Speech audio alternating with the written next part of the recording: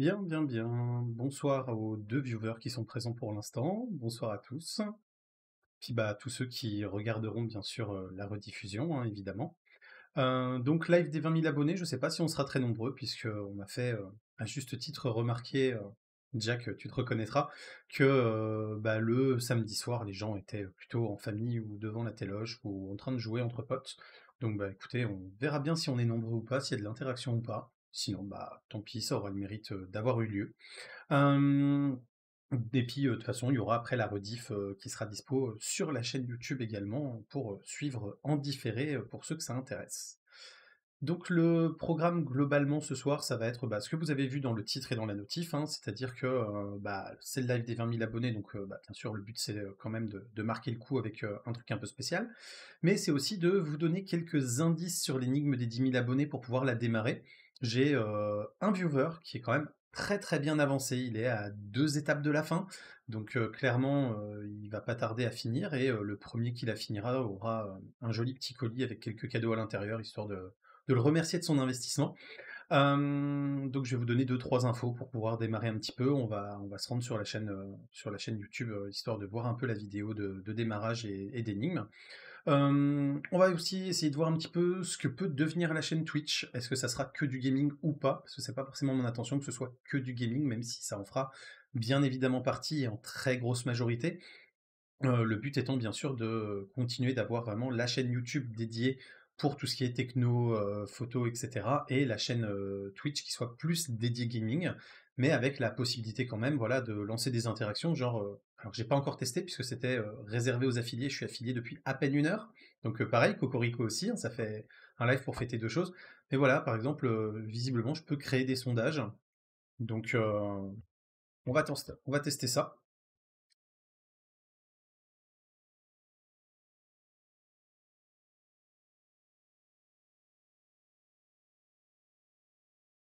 Hop, allez, c'est parti. On commence un sondage, on va voir comment ça marche.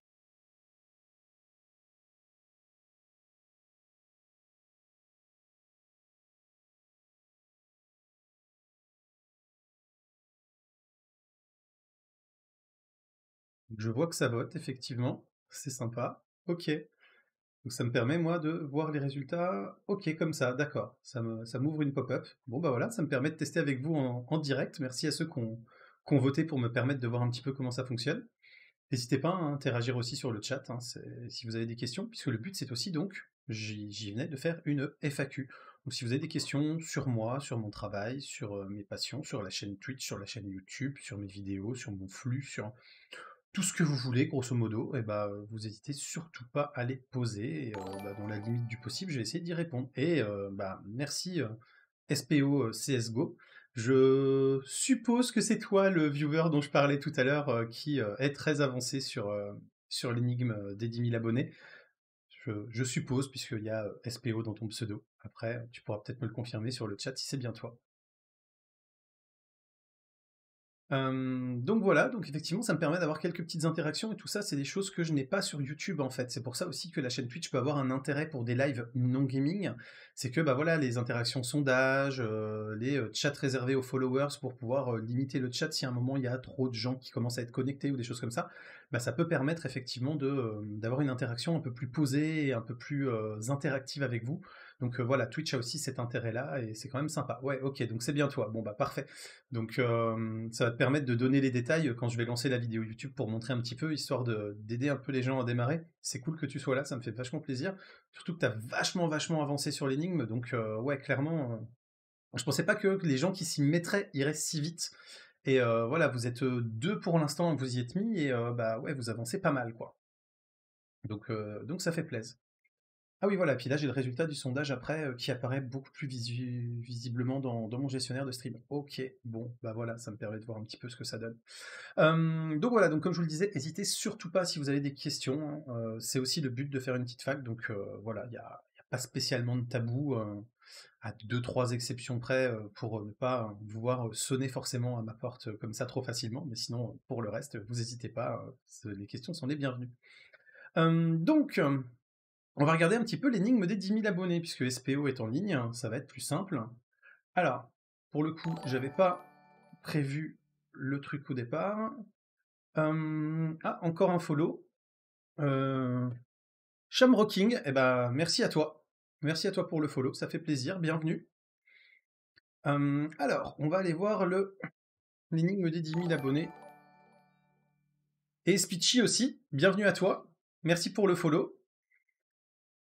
Alors, Hugo Fortier, 10 millième abonné. Je vais plutôt aller là. Alors, tac. YouTube Studio. Je vous affiche l'écran dès que j'y suis, hein, vous inquiétez pas.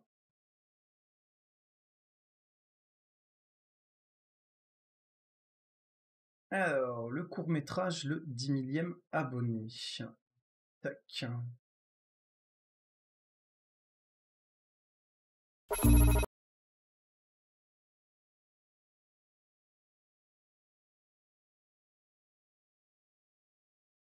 Alors, vous pardonnerez mon inculture si s'il y a une vraie Speechy, je veux bien savoir qui c'est, parce que je ne connais pas. N'hésitez pas à me bâcher dans dans le chat si vous trouvez que c'est pas normal que je ne sache pas ça. Il n'y a pas de souci. Alors. Donc, je vais vous mettre alors l'écran full gauche, tac, on va le remonter un peu. On verra pas tout le reste pour l'instant, mais ça va vous permettre de voir un peu la vidéo.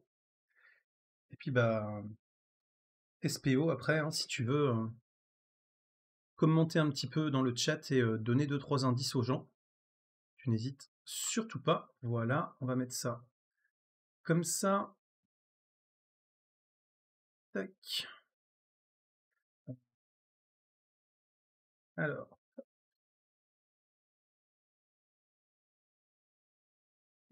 On va même mettre ça comme ça pour qu'on voit quand même un tout petit peu le chat et le compteur, comme ça laissera un peu l'interaction Twitch.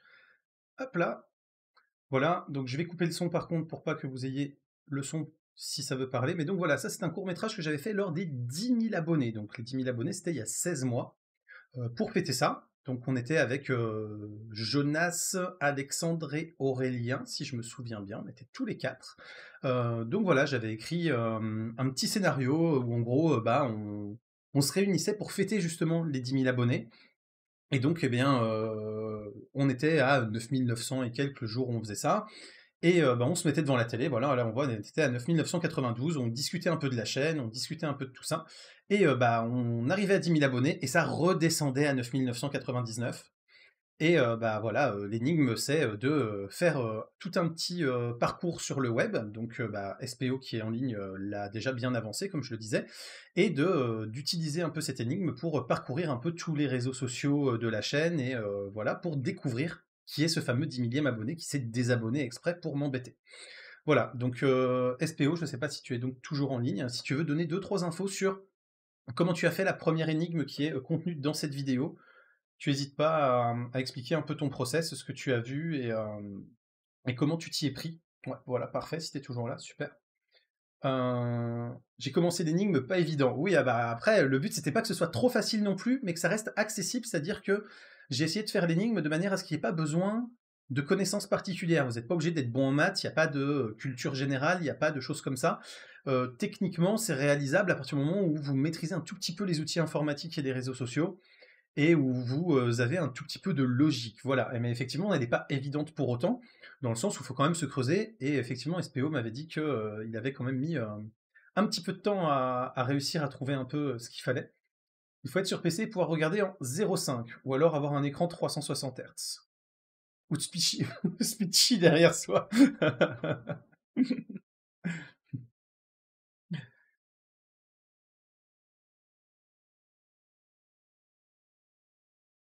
Et donc après, en gros, si vous voulez, il y a deux choses à avoir sur cette première énigme.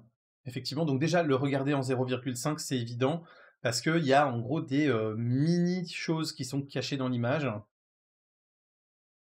Et donc en fait, si vous le passez en vitesse réelle, voire en accéléré, vous n'allez pas voir les micro-images subliminales qui ont été incluses dans cette vidéo. Et donc vous allez vous retrouver forcément à ne pas voir les premiers indices. Et ces indices-là, surtout, ils sont à mettre en parallèle avec le contenu de la description. Je vous en dis pas plus, mais voilà. Dans la description, il y a un certain nombre de choses. Et donc, il va falloir regarder ce qu'il y a dans la description, plus ce qu'il y a à l'image, et ça va vous permettre de reconstituer quelque chose qui va vous permettre de passer à l'étape suivante. Voilà, je pense que j'en dis pas trop, mais j'en dis suffisamment pour que vous démarriez, pardon, j'en perds ma conjugaison. Donc après, voilà, SPO, je sais pas si tu as quelque chose à rajouter sur cet indice de démarrage qui pourrait aider un peu les gens sans forcément trop leur en dire. Tu penses que c'est l'étape la plus simple? D'accord. Ah bah comme quoi, tu vois, quand on conçoit l'énigme, on n'a pas forcément cette vision-là. Pour moi, l'étape la plus simple, c'est celle où tu étais juste avant Twitter. Tu vois, c'était vraiment celle que je pensais être la plus facile en fait. Donc comme quoi, on n'a pas forcément la même vision des choses et c'est pas toujours aussi évident que ça.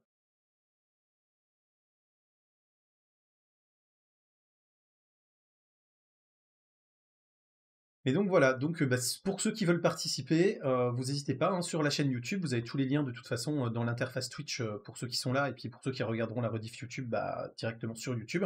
Vous avez donc cette vidéo des 10 000 abonnés qui est dispo directement sur la chaîne, qui est toujours live, et donc bah, vous n'hésitez pas à commencer l'énigme si vous voulez.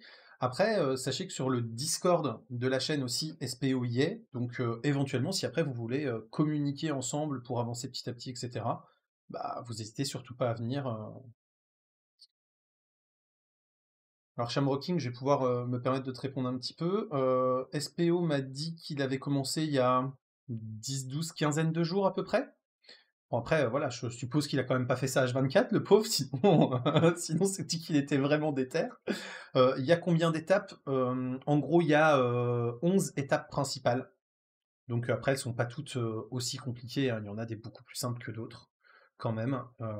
Même si visiblement, d'après SPO, celle-ci est la plus simple.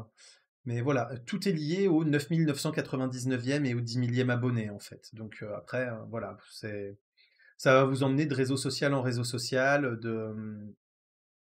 comment, attendez, je vire ça. Il est passé où mon écran? Tac, tac, tac, tac, tac, il est là. Hop, voilà. Donc ouais, après ça passe de réseaux sociaux en réseaux sociaux, de contenu en contenu, etc. Le but étant bah, de vous faire découvrir un peu tous les réseaux sur lesquels je suis, et puis de vous titiller un petit peu voilà, intellectuellement pour que vous essayiez de trouver les étapes d'après. Ah oui, alors par contre, bah, c'est le problème en fait, c'est que les 10 000 abonnés, comme je l'ai dit, c'était il y a 16 mois. Donc effectivement, toutes les publications sur mes réseaux qui ont été faites pour l'énigme, elles se sont faites aussi il y a 16 mois. Donc c'est vrai qu'effectivement, quand tu dis que tu es allé chercher très très loin, bah oui, forcément, si les gens avaient participé tout de suite à la publication des 10 000 abonnés, bah forcément, les choses auraient été beaucoup plus récentes. Mais là, bah, c'est noyé dans le fil, effectivement. Donc ouais, c'est ça. Il faut scroll pour chercher en 2019 sur les divers réseaux. Il faut essayer d'aller trouver. Alors il y en a qui sont toujours assez bien représentés sur certains réseaux, mais effectivement, voilà. Sinon c'est genre un algo en analyse de vidéo. Alors franchement, clairement, il n'y a pas vraiment besoin d'algo, hein,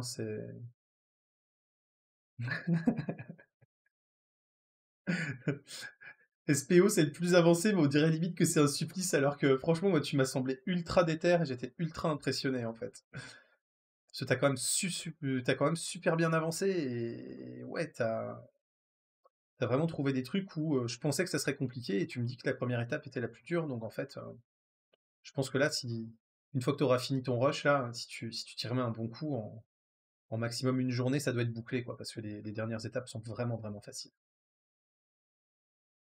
Et donc oui, effectivement, pour ceux qui veulent s'y mettre, bah voilà, va falloir scroller, va falloir utiliser l'index et choper peut-être une petite tendinite parce que ouais, il va falloir remonter un petit peu. Après, vous avez la date de publication de la vidéo, hein, des 10 000 abonnés. Ça vous permet quand même de savoir à quelle date scroller et autour de quelle date chercher.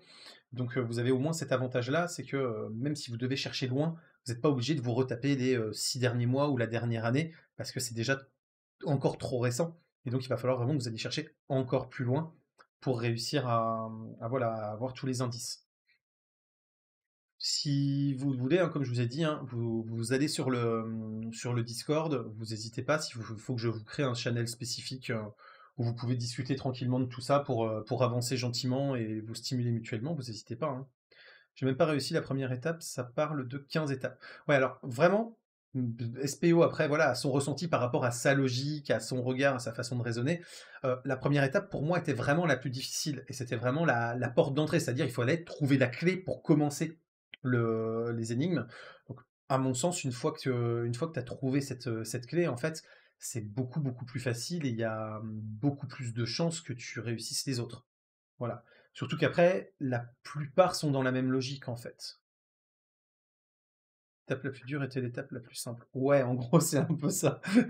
Lui trouve que c'est la plus simple, alors que moi, en fait, je trouvais que c'était la plus dure. Bah, dans le sens où, voilà, c'est le démarrage, il faut trouver la logique. Après, le reste me semblait beaucoup plus facile. Par exemple, très honnêtement, l'étape où est SPO, moi, je la trouve plus compliquée que cette première étape, au final. Parce qu'il y a vraiment un petit tricks à avoir, sans trop vous en dire non plus en informatique.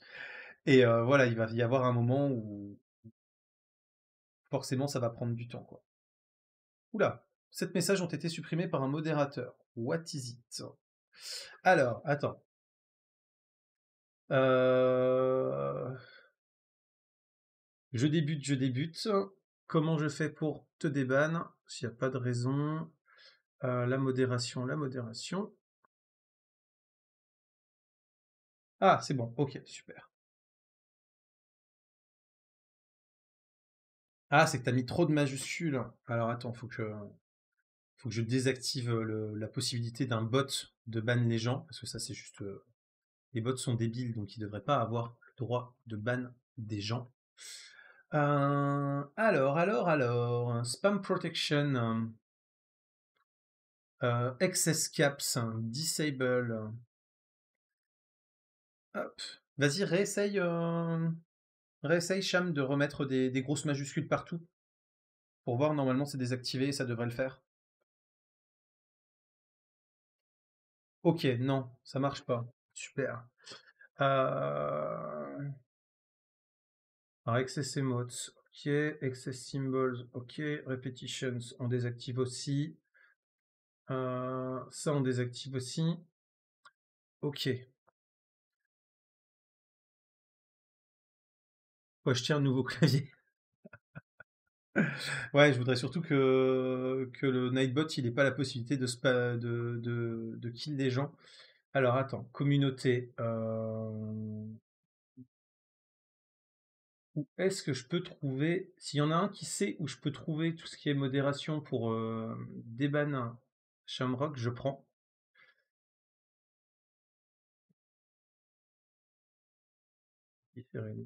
Vérification de l'adresse email. Tac. Règle du chat. Tu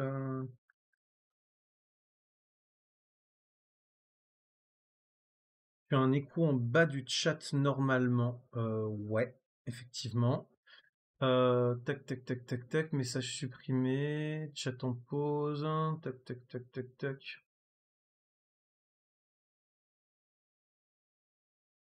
Ah bah voilà, très bien, merci. Le noob que je suis unban.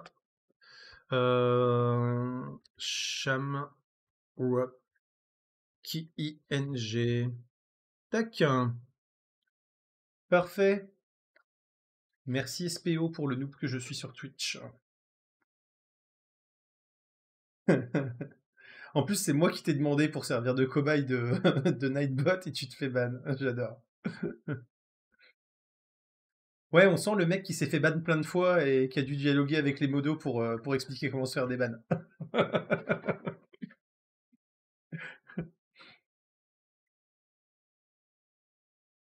Donc après, comme je vous le disais, hein, si vous avez des questions aussi autres que sur l'énigme, hein, vous n'hésitez surtout pas. Hein, ça fait aussi petit FAQ, donc n'hésitez pas.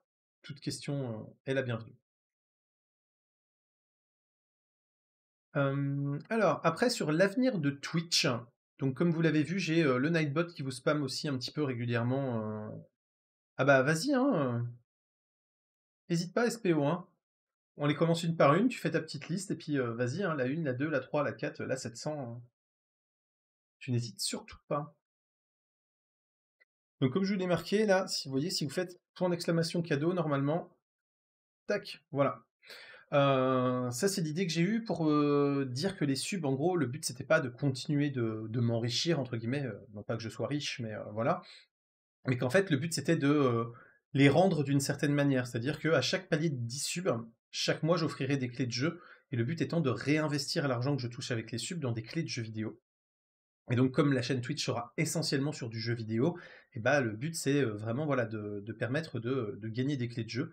Donc, en fait, je pensais que, par contre, pour qu'il n'y ait pas, entre guillemets, de favoritisme, j'allais avoir mes clés, et à un moment, pendant le live, entre deux parties ou quoi que ce soit, et ben, je balancerai la clé comme ça directement, en ne vous donnant pas forcément la plateforme sur laquelle c'est, donc vous ne saurez pas si c'est une clé Steam, une clé Epic, une clé Origin, une clé... voilà. Et bah, ce sera à vous d'aller la tester, et le premier qui arrivera à la rentrer sur la bonne plateforme bah, gagnera le jeu qui était à gagner. Donc, on va lancer un petit sondage pour savoir ce que vous en pensez, justement. On va utiliser un petit peu les interactions, hein.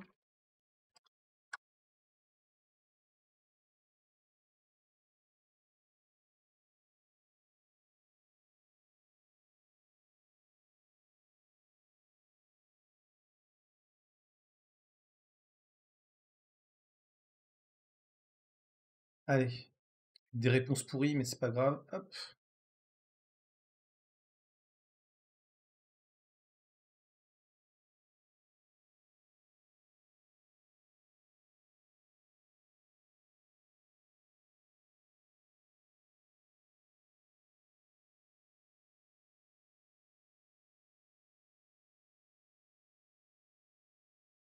Bon, bah écoutez, visiblement, vous êtes plutôt favorable à l'idée. Bah, très bien, parfait. Donc voilà, c'était un petit peu l'idée des subs. Donc en gros, bah, dès que j'ai 10 subs, bah, en gros, ça veut dire que Twitch va me filer 20 € par mois. Ça me permet déjà de commencer à acheter des clés. Donc chaque mois, une nouvelle clé. Si je monte à 20 subs, bah, ça fera 2 clés chaque mois. Si je monte à 500 subs, bah, ça fera 50 clés par mois, tout simplement. Voilà, le but étant bah, d'encourager les gens à sub, effectivement, mais pour ensuite avoir plus de clés à offrir et qu'au fur et à mesure, bah, tout le monde arrive à choper sa clé en me suivant sur Twitch. Et puis ça peut peut-être motiver les gens à venir un peu plus suivre les lives aussi. Parce que bah voilà, si vous avez de temps en temps des petits drops de jeu et que vous arrivez à les valider, ça fait toujours zizir d'avoir une petite récompense en plus d'être venu. Je me disais que ça pouvait être sympa, voilà. Après on verra, hein, de toute façon c'est amené à évoluer. Et donc, ouais, pour l'avenir de Twitch, bah, essentiellement du gaming, essentiellement de l'Overwatch, puisque sur le peu de temps que j'ai pour jouer, je joue quasiment qu'à ça. Après, voilà, s'il y a d'autres jeux ou d'autres idées, bah, ça peut être aussi l'occasion, si les jeux sont pas dans les bibliothèques Steam, bah, ça peut être d'utiliser une des clés sub juste pour pouvoir lancer le jeu que vous voulez et pouvoir vous streamer après le jeu que vous voulez ou jouer avec vous après si vous l'avez justement, etc. Pour faire des games abonnés, ça peut être sympa aussi. Mais le but c'est vraiment voilà, d'avoir de l'interaction et de créer de l'interaction que je peux pas forcément avoir de la même manière sur YouTube. Puisque YouTube, ça reste forcément du différé, donc oui, il y a des commentaires, on peut se répondre, etc. Ça reste pas tout à fait pareil, à mon sens en tout cas, que vraiment cette interaction où vous écrivez dans le chat, où je vous réponds en temps réel et où bah, on peut échanger comme ça en direct. Voilà, voilà. SPO, si tu veux balancer une question, vas-y, hein.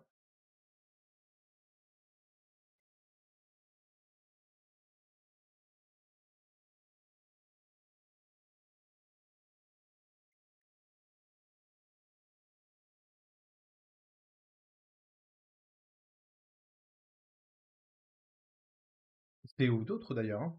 N'hésitez pas, hein. Comme vous êtes 8 en ligne. Elle vient d'où cette passion pour les énigmes? Alors, franchement, les énigmes, c'est pas une passion.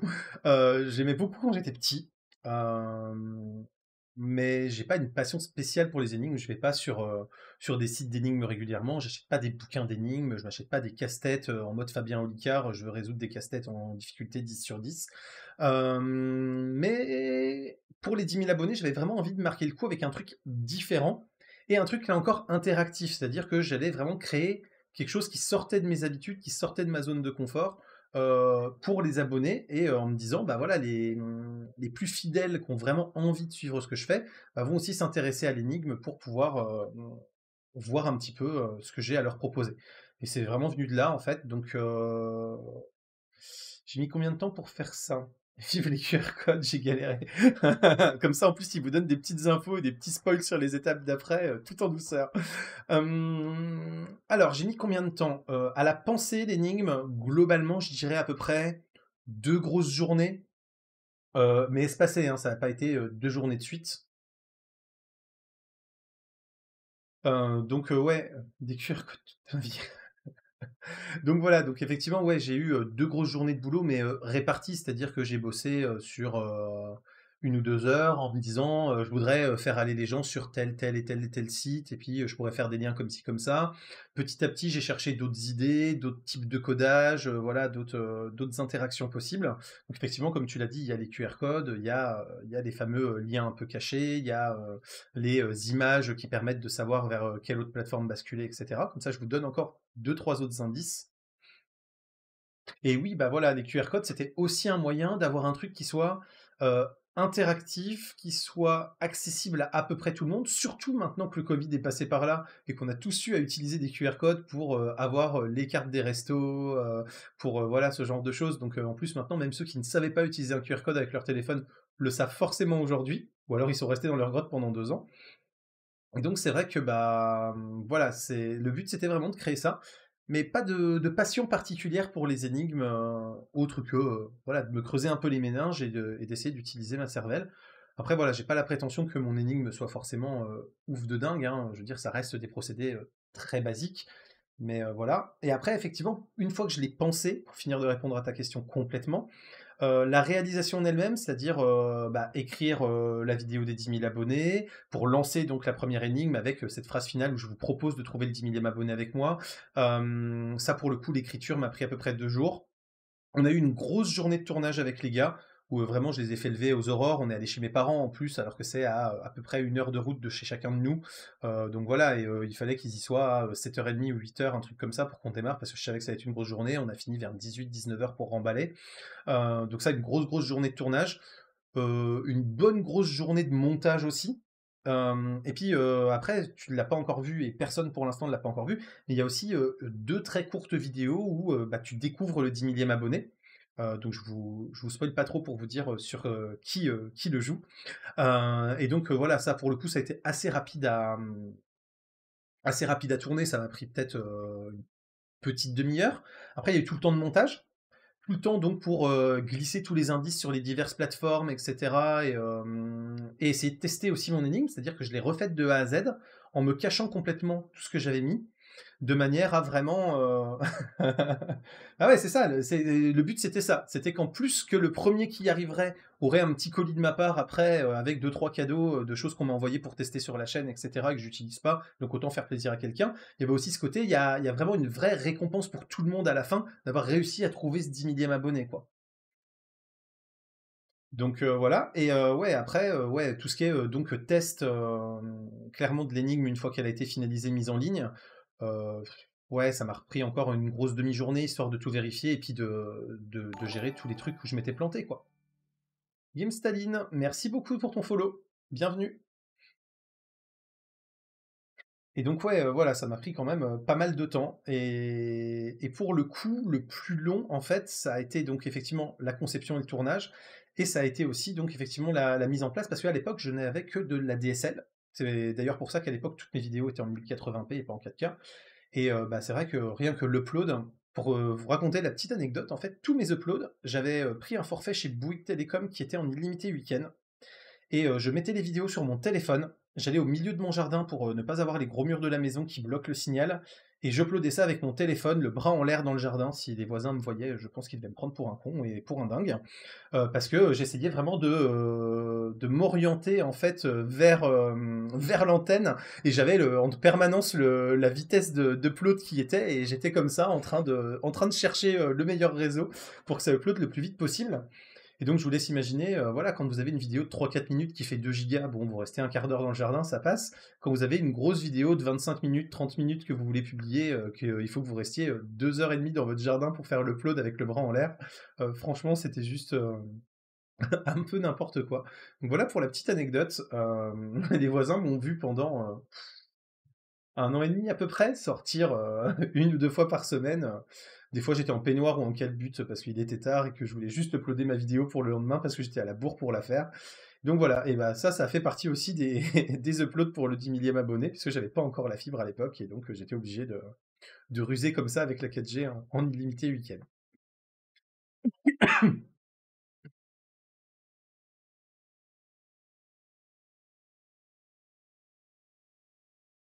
Vive la fibre, tu m'étonnes. Clairement, ça me change la vie, quoi. Il y a encore des jours où j'y pense pas, en fait. Où, genre, j'ai un nouveau jeu, ils me disent, il va y avoir 50 gigas de préchargement, je me dis, ah merde, je pourrais pas y jouer le premier jour. Et puis, vraiment, le vieux réflexe du mec qui a galéré en ADSL pendant 20 ans et qui l'a subi, quoi.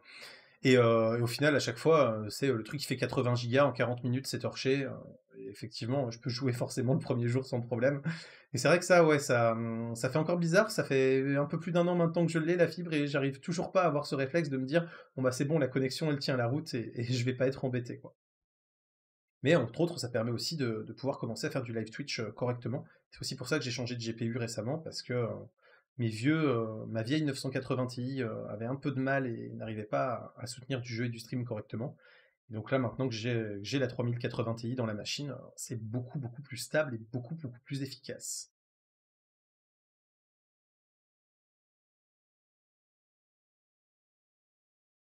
Et très honnêtement, oui, bah oui, oui, oui, c'est ça, oui, 4 générations d'écart, oui, un sacré gros up, effectivement, ouais.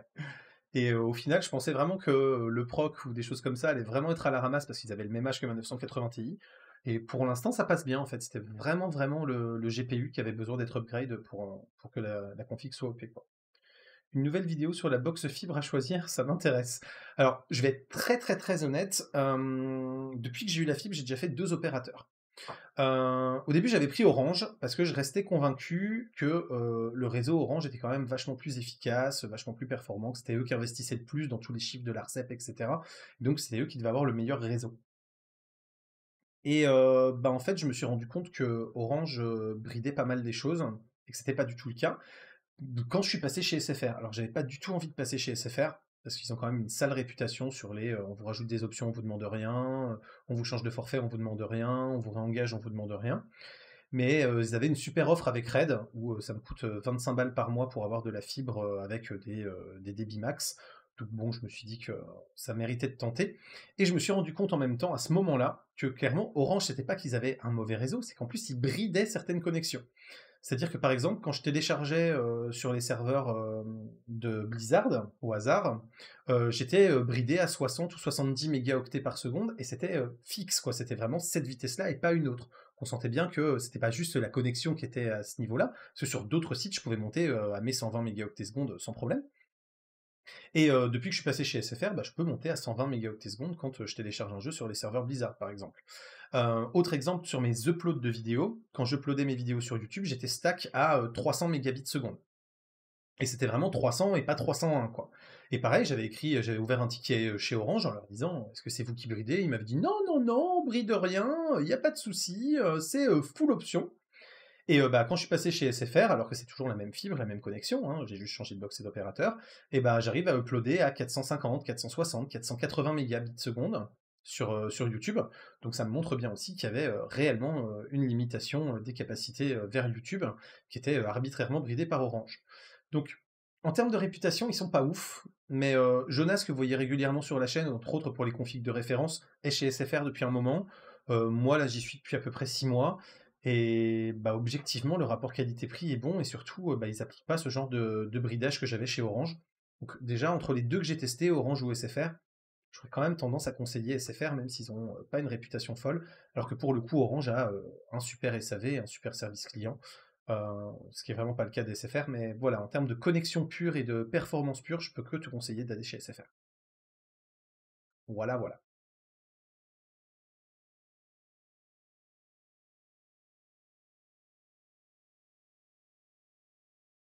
Je vais remettre un petit fond musical, pas trop fort. Normalement, vous devriez pas trop l'entendre. Après, si ça nuit un peu trop à entendre ma voix, vous n'hésitez pas. En tout cas, tout sauf Free. Alors, en fait, en ADSL, j'étais chez Free depuis méga longtemps, je devais être chez eux depuis 12, 13, ouais, 12-13 ans. Malgré un petit coup de tepu, on va dire, qu'ils m'ont fait au tout début que j'étais chez eux. J'étais resté chez eux, ça marchait globalement bien, mais par contre, effectivement, j'ai des vidéos sur la chaîne où j'en parle justement. Il y avait pas mal de bridage, il y a eu toute une période où YouTube était absolument irregardable parce qu'il l'avait volontairement bridé pour rentrer en combat avec YouTube, donc ils avaient pris en otage les utilisateurs. C'est vrai qu'ils ont... C'est le problème de Free en fait.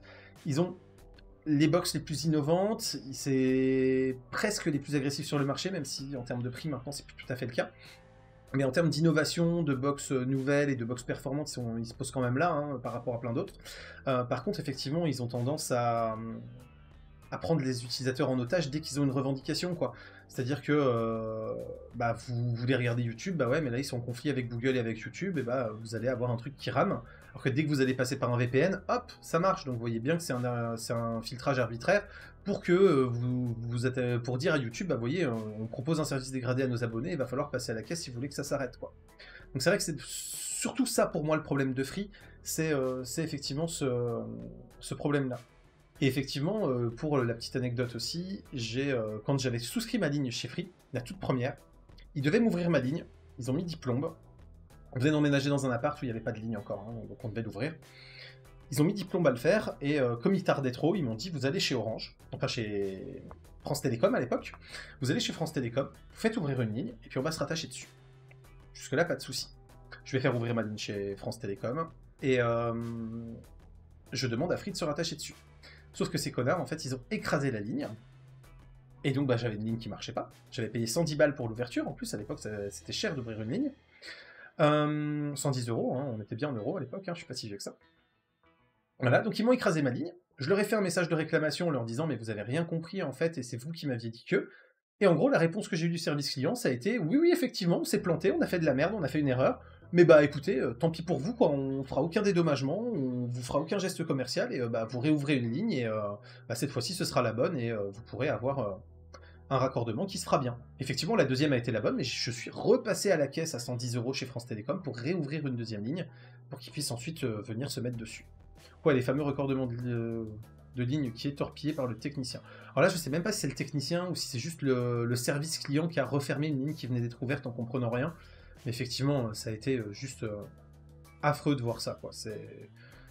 On a attendu quelque chose comme 3 mois pour être raccordé à de la DSL, alors que la ligne existait physiquement. Il fallait juste voilà, la raccorder au Nenero. Et puis, bah ouais, l'écrasement de la ligne et les 220 balles de frais d'ouverture de ligne, je vous avoue qu'à l'époque, on était encore étudiants avec ma compagne. Bon, on les avait sentis passer quand même, quoi. C'était pas... C'était vraiment pas fou comme moment. Donc voilà, donc j'étais chez eux depuis une douzaine d'années, mais c'est vrai que les diverses prises d'otages, etc., quand je suis passé en fibre, leurs offres fibres sont plus du tout intéressantes par rapport à ce que propose la concurrence en termes de rapport qualité-prix, et deux, voilà, il y avait quand même un passif comme ça qui fait que bah, je m'étais dit qu'il était temps de changer.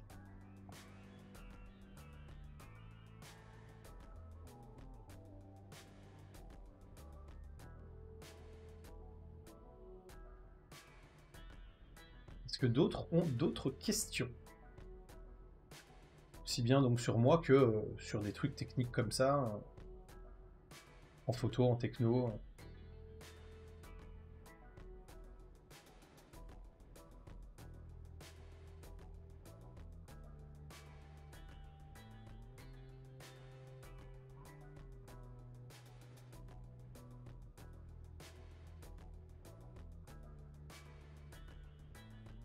Toi, SPO, t'avais dit que t'en avais 700, hein. J'en ai compté que 2 ou 3 pour l'instant, hein. Il en reste au moins 697, minimum. C'est quoi ce parcours en voiture qui m'a fasciné? Ah oui, c'est vrai, j'ai oublié ça dans les temps de tournage. Donc encore une petite info distillée par SPO. C'est une étape de l'énigme, hein. Vous allez avoir une grosse dashcam avec quelque chose à regarder. J'ai pas fait le parcours exprès pour ça en fait. Je savais qu'il me fallait une dashcam et que je voulais incruster des indices après dessus. J'avais pas spécialement prévu d'itinéraire. Et je crois que c'est quand on est parti à La Plagne rejoindre mes parents. Non, pas à La Plagne, en plus, même pas, en Savoie. D'ailleurs, vous avez une petite vidéo spéciale de Savoie que j'avais fait un peu plus tard après. Et donc, bah voilà, j'avais posé en fait le smartphone sur juste entre calé avec le pare-brise et la planche de bord en fait. Et puis je l'avais mis à tourner, et puis bah voilà, je l'ai laissé tourner comme ça sur le trajet en me disant ça va me faire mes images, et puis voilà. Et voilà, c'était pas moi qui conduisais, et l'itinéraire n'était pas du tout calculé ou du tout prévu, et n'a aucun sens caché dans la réalisation de l'énigme, et dans le pourquoi c'est cet itinéraire et cette route-là plutôt qu'une autre.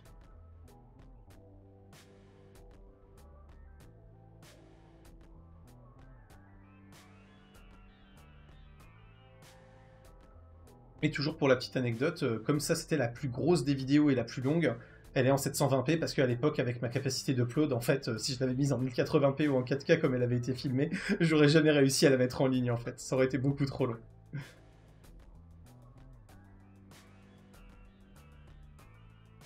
Alors,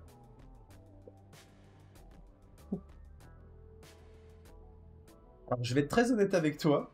Même si quelqu'un me redemande où sont les indices qui sont dans cette vidéo, en fait, je suis incapable de le dire parce que je ne me suis pas noté comme un gros noob que je suis le timecode sur lequel j'avais incrusté des choses intéressantes dans mon fichier de création de l'énigme. Et donc je suis même pas foutu de ressavoir où est-ce que se trouve l'indice, ce qui fait que s'il y a quelqu'un qui galère et qui me dit ah j'ai regardé la dashcam 10 fois et j'ai regardé la dashcam 10 fois et j'arrive toujours pas à trouver l'indice, bah, je peux même pas lui dire c'est entre tel timer et tel timer par exemple, parce que j'en ai aucune idée et j'arrive pas à le retrouver, j'ai réessayé une fois et je suis même pas foutu de retrouver mon propre indice.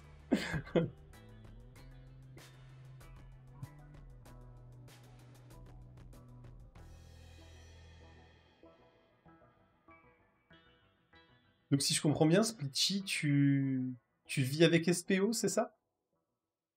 Vous le faites à deux en fait? Pour avoir deux paires d'yeux et avoir plus et deux cerveaux pour avoir plus de chances de trouver les réponses aux énigmes?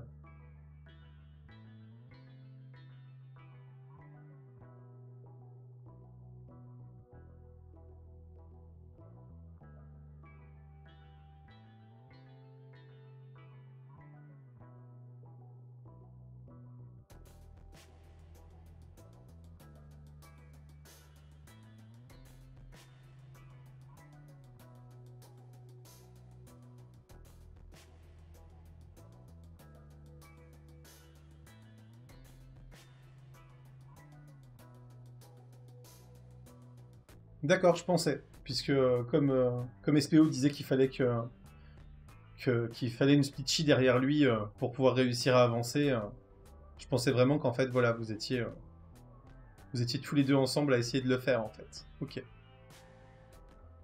Donc Splitchy, toi t'es à quelle étape?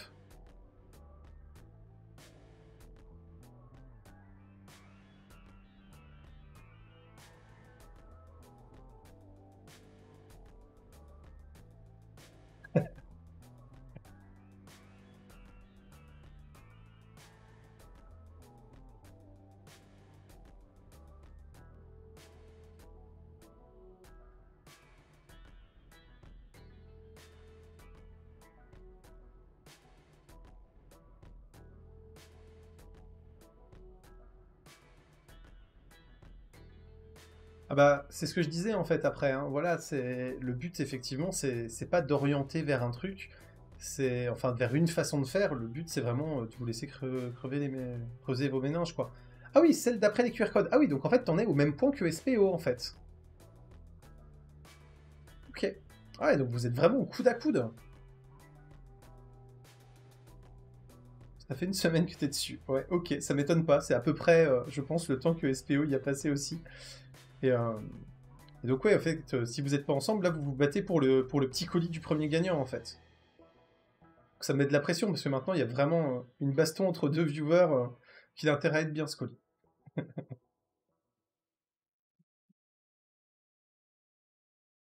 Là ouais, vous êtes vraiment au coude à coude, hein. Donc que le meilleur gagne, ouais, c'est vraiment ça quoi.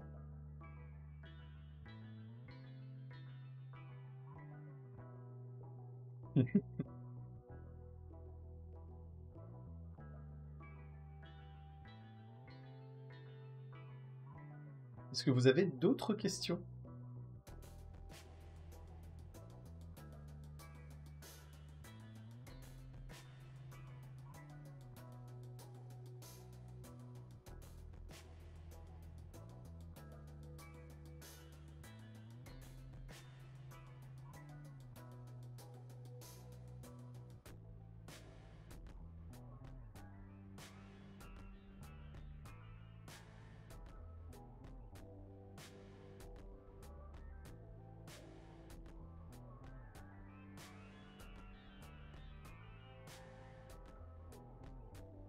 Honnêtement, Shamrocking, je pense vraiment pas que c'est trop tard. Dans le sens où, comme je te le disais, si tu t'y mets vraiment bien et que tu trouves les premières clés, après, il y a certaines étapes qui peuvent quand même aller très très vite, ou d'autres étapes où c'est juste, voilà, par exemple, pour les QR codes, sans trop te spoiler, j'ai vraiment du mal ce soir, ça prend un petit peu de temps, mais il n'y a rien de difficile en fait. Faut juste scanner plein de QR codes pour trouver le bon qui va t'amener à l'étape suivante en fait, tu vois.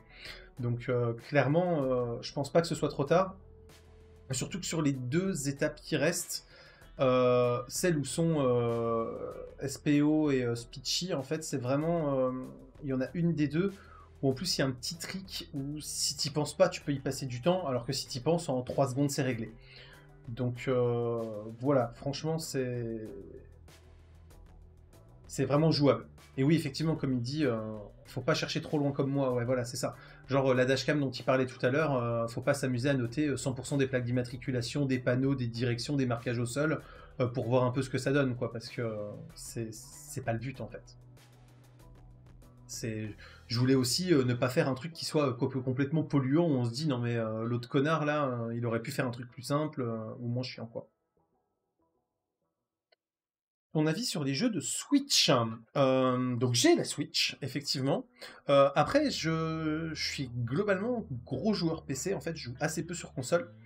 Et on joue bizarrement sur la Switch chez moi. C'est-à-dire qu'en gros, souvent c'est Laetitia, ma compagne, qui joue, en fait.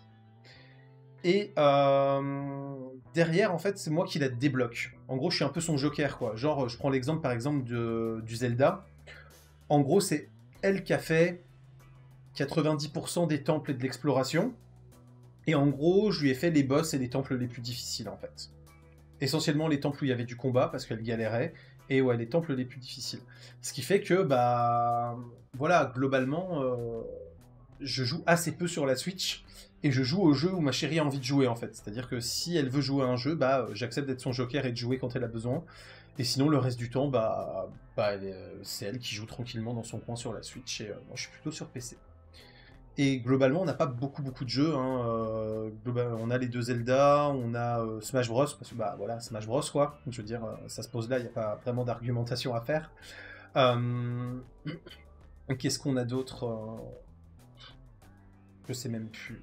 Je sais même plus. Je crois que c'est à peu près tout. Ah si, on a le Super Mario aussi, le premier Super Mario qui est parti sur Switch. Celui-là, pour le coup, c'est moi qui ai joué, et je l'ai vraiment torché. Mais voilà, c'est à peu près tout. Donc c'est vrai que ouais, sur Switch je joue pas beaucoup. Et Animal Crossing, j'ai jamais accroché. Désolé, me tapez pas. Donc c'est vrai que voilà. Mais après j'ai jamais accroché. J'ai testé un quart d'heure chez un pote quand j'étais gamin sur une ancienne version. J'ai pas spécialement réessayé depuis. Donc voilà, est-ce que je peux vraiment avoir un bon avis sur le sujet? Je suis pas sûr quoi. Animal Crossing, nous ronficham fort. Ronficham fort. Il doit y avoir un mot que j'ai pas là.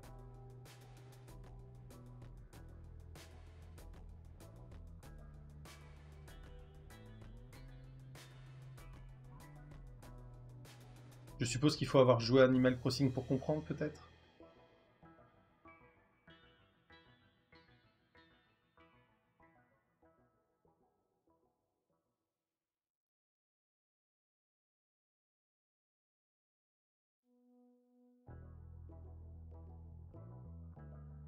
Ah d'accord, ok.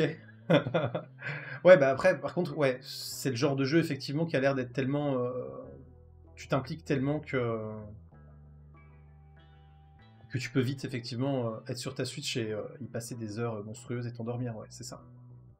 Ça, je comprends bien. Effectivement, ça a l'air d'être hyper vaste et donc hyper addictif aussi. C'est peut-être aussi ça qui fait que j'ai pas très envie de tester. Parce que je suis un peu monomaniaque et je tombe très facilement dans l'excès sur du jeu vidéo. C'est-à-dire que, pour prendre deux exemples, quand Skyrim est sorti, par exemple, j'avais posé une semaine de congé. J'ai dû lui mettre 100 heures dans la gueule la première semaine et déjà de l'avoir bien torché dès la première semaine, par exemple. Quand j'avais testé la bêta de... Ah, comment il s'appelle ce jeu? Alors, ma chaîne YouTube que je retrouve. Tac.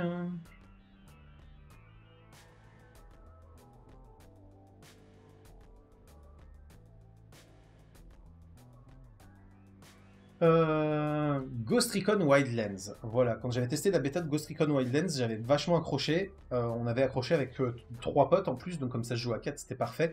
Donc je l'ai préco, je l'ai installé. Pareil, j'avais posé une journée de congé sur le jour où il sortait vraiment en sortie de bêta. Le but étant qu'on pouvait jouer à partir de 5h du mat. Bah voilà, le réveil il était à 4h45 et à 5h j'étais sur le jeu, quoi. À l'époque, j'avais pas la fibre en plus, donc j'avais Jonas, le fidèle, hein, l'ami de toujours, qui lui avait déjà la fibre et m'avait téléchargé les fichiers du jeu et me les avait amenés sur un disque externe exprès pour que je puisse jouer en même temps que tout le monde en n'étant pas dépendant de ma connexion. C'est vous dire à quel point on était déter. Et pareil, en fait, on s'était dit qu'on allait jouer ensemble et qu'on allait avancer ensemble. Et les gars ont pas forcément joué autant que moi parce qu'ils jouaient à d'autres trucs en parallèle. Et comme je vous l'ai dit, je suis monomaniaque sur les jeux vidéo. Et en gros, au bout d'une quinzaine de jours, je l'avais fini à 100% de 100%. J'avais tous les collectibles, toutes les missions, etc. Donc après, je refaisais les missions avec eux, mais en fait, j'avais déjà fini le scénario, j'avais déjà tout fini. Et, et voilà, je l'avais vraiment torché de fond en comble. Donc ouais, voilà, c'est pour ça qu'en général, je joue qu'à un seul jeu. Parce que si je commence à en plus vouloir torcher comme ça 2 ou 3 jeux, bah, ça va devenir ingérable pour la vie quotidienne et pour le boulot. Ça risque d'y nuire et faut savoir raison garder, comme on dit.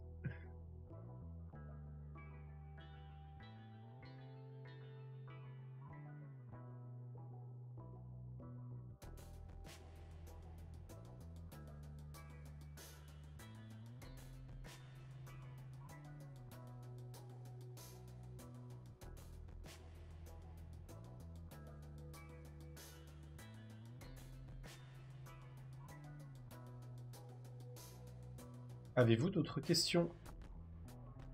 Je vois que ça vient, ça part sur le chat, même si il y a le petit noyau dur là qui reste, ça fait plaisir aussi.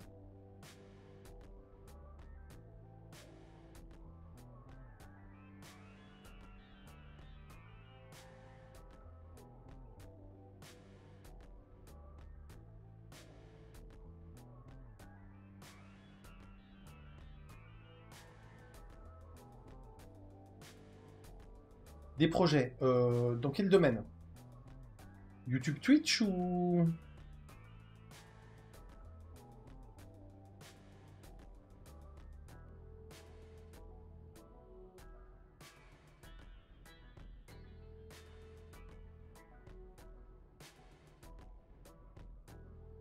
YouTube. Alors, des projets, j'en ai plein. Ce qui me manque, c'est le temps et le pognon.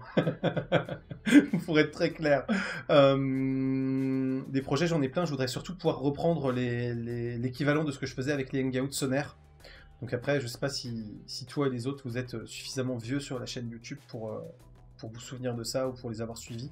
C'était des émissions que je faisais donc en direct avec des invités sur des thèmes en rapport avec les technos. Donc pour ceux qui veulent les retrouver sur ma chaîne, vous tapez HOA en fait pour les retrouver, c'est le plus simple. Clairement, c'était un format que j'adorais parce que ça me permettait vraiment de proposer une émission ultra interactive avec des invités de qualité qui savaient de quoi ils parlaient et qui apportaient une vraie plus-value avec un autre regard, d'autres connaissances que ce que je pouvais avoir pour vraiment étoffer le contenu et le traitement du sujet. Le problème, c'est que ce genre d'émission, c'est très long à préparer parce qu'il faut voir quel sujet tu traites, comment tu veux le traiter et cadrer un petit peu quand même les questions avec la guideline de l'émission. Ensuite, c'est très long de recruter. Parce que quand c'est 2-3 amis à toi qui sont calés sur le sujet ou dont c'est le taf, bon quand tu leur demandes de participer, ils te disent oui, et il suffit juste de trouver le créneau où tout le monde est dispo et ça passe. Quand tu veux avoir, comme celle que j'avais fait sur tout ce qui est financement participatif, j'avais eu quand même un des cofondateurs de KissKissBankBank, par exemple. Bon voilà, quand tu veux des gros gars comme ça, qui ont des gros agendas de ministres et qui ont des sacrées responsabilités, c'est hyper compliqué. Parce que voilà, faut trouver comment les contacter, faut trouver par quel intermédiaire les contacter, faut réussir à les convaincre que t'es pas un gros youtubeur, tu vas pas faire 50 millions de vues et que malgré tout ça peut avoir un intérêt pour eux de participer à ton émission pour avoir une autre présence sur le web et d'autres infos qu'ils vont communiquer, pouvoir parler de leur marque ou de leur business. Et c'est vrai que ça c'est hyper compliqué, hyper long à faire et clairement c'était une époque où j'étais très à l'aise dans mon taf, je faisais pas beaucoup d'heures, le taf était à côté de la maison, donc je pouvais me permettre d'y accorder tout ce temps-là. Aujourd'hui, c'est beaucoup plus difficile de trouver ce temps, Et je cours déjà après le temps pour réussir à vous sortir une vidéo par semaine et j'arrive même plus à avoir d'avance. Donc voilà, ça fait partie des projets que je pourrais vouloir relancer. Et le deuxième projet, toujours sur des émissions comme ça, un petit peu sympa, c'est un concept que j'avais lancé, les Lightroom Live Contest. Donc ça, c'est plus pour les photographes. Si vous voulez les trouver, vous tapez LRLC dans la recherche de la chaîne. Donc là, le principe, en fait, c'est de trouver des photographes qui post-traitent leurs photos dans Lightroom et de les mettre en compétition avec le post-traitement d'une image qui n'est pas d'eux. Donc en fait, tu leur files un RAW, tu leur files voilà, une image, et tu leur dis, bah voilà, t'as 5 minutes pour la traiter, max. Ils n'ont pas une seconde de plus.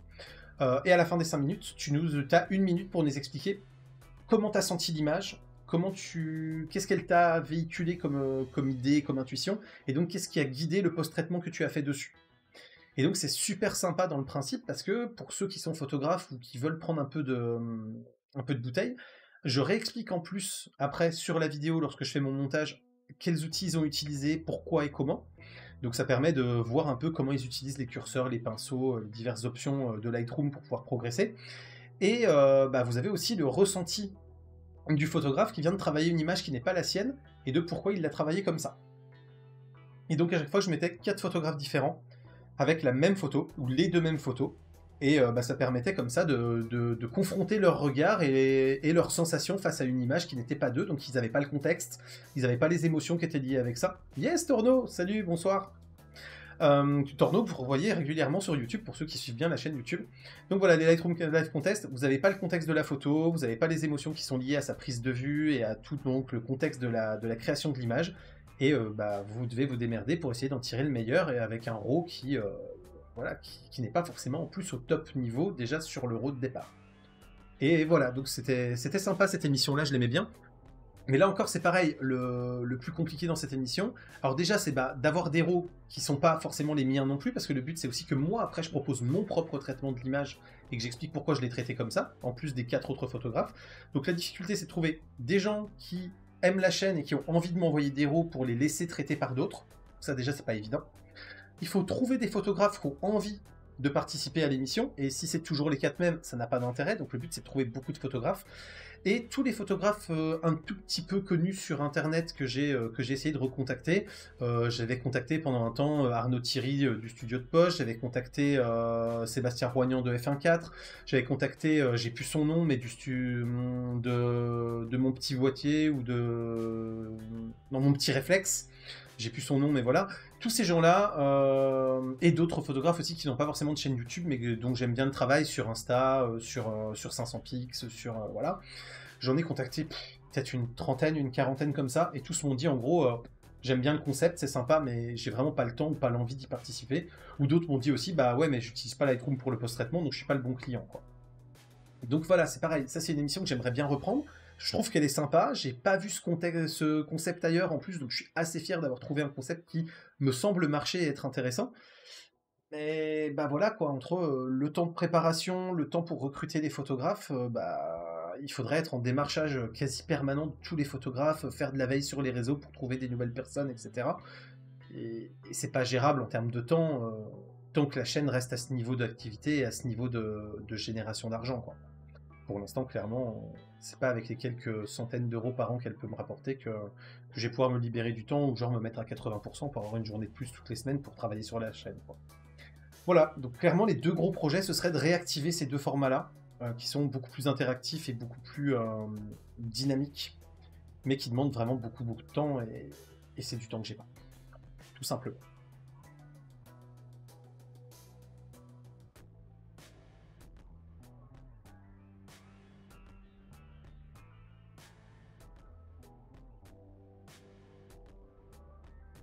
Après voilà, si tu veux regarder un petit peu ce que j'ai déjà fait sur les deux, hein, les HOL et LRLC, tu les cherches sur la chaîne, tu vas les retrouver facilement. Les vidéos sont toujours dispo. Bon, ça a un peu vieilli, hein, parce qu'à l'époque, j'avais pas le même niveau de montage, de post-production, etc. que j'ai aujourd'hui. J'avais pas le même matos non plus pour le son, etc. Donc voilà, mais je pense que si je le refaisais aujourd'hui, en plus avec tout ce que j'ai appris pendant toutes ces années, en 5-6 ans de travail de mes vidéos YouTube, je pense qu'en plus, voilà, les formats pourraient être beaucoup plus sympas, beaucoup plus travaillés, avec des incrustations qui sont pas, que je faisais pas à l'époque. J'adore les reviews de SAV. Et bah oui, c'est aussi un format que j'affectionne particulièrement, mais celui-là est beaucoup plus simple à faire, entre guillemets, et compliqué aussi, parce qu'il faut que j'attende d'avoir un truc qui tombe en panne, et je vais pas non plus me lever tous les matins en me disant « Alors, est-ce que je vais avoir un truc qui va casser aujourd'hui pour faire un SAV ?» Voilà, je préfère que, que ce que j'achète marche et que je sois pas emmerdé quand même, hein. Par contre, la dernière, là, j'ai pas trop compris la note finale. Mais bon, c'est le jeu. Bah, pour le coup, comme je l'ai dit, hein, j'étais pas tout à fait d'accord non plus avec la note finale, mais bah, c'est pas moi qui ai subi le SAV en question. C'est Jonas, donc bah voilà, après c'est lui qui a aussi mis la notation subjective pour pondérer un petit peu, etc. Mais dans tous les cas, quand tu approches des 8 sur 10 sur notre barème, ça reste juste excellent et il n'y a pas vraiment de questions à se poser, quoi. Oui, c'est ça, la lime, les Sonic, ouais.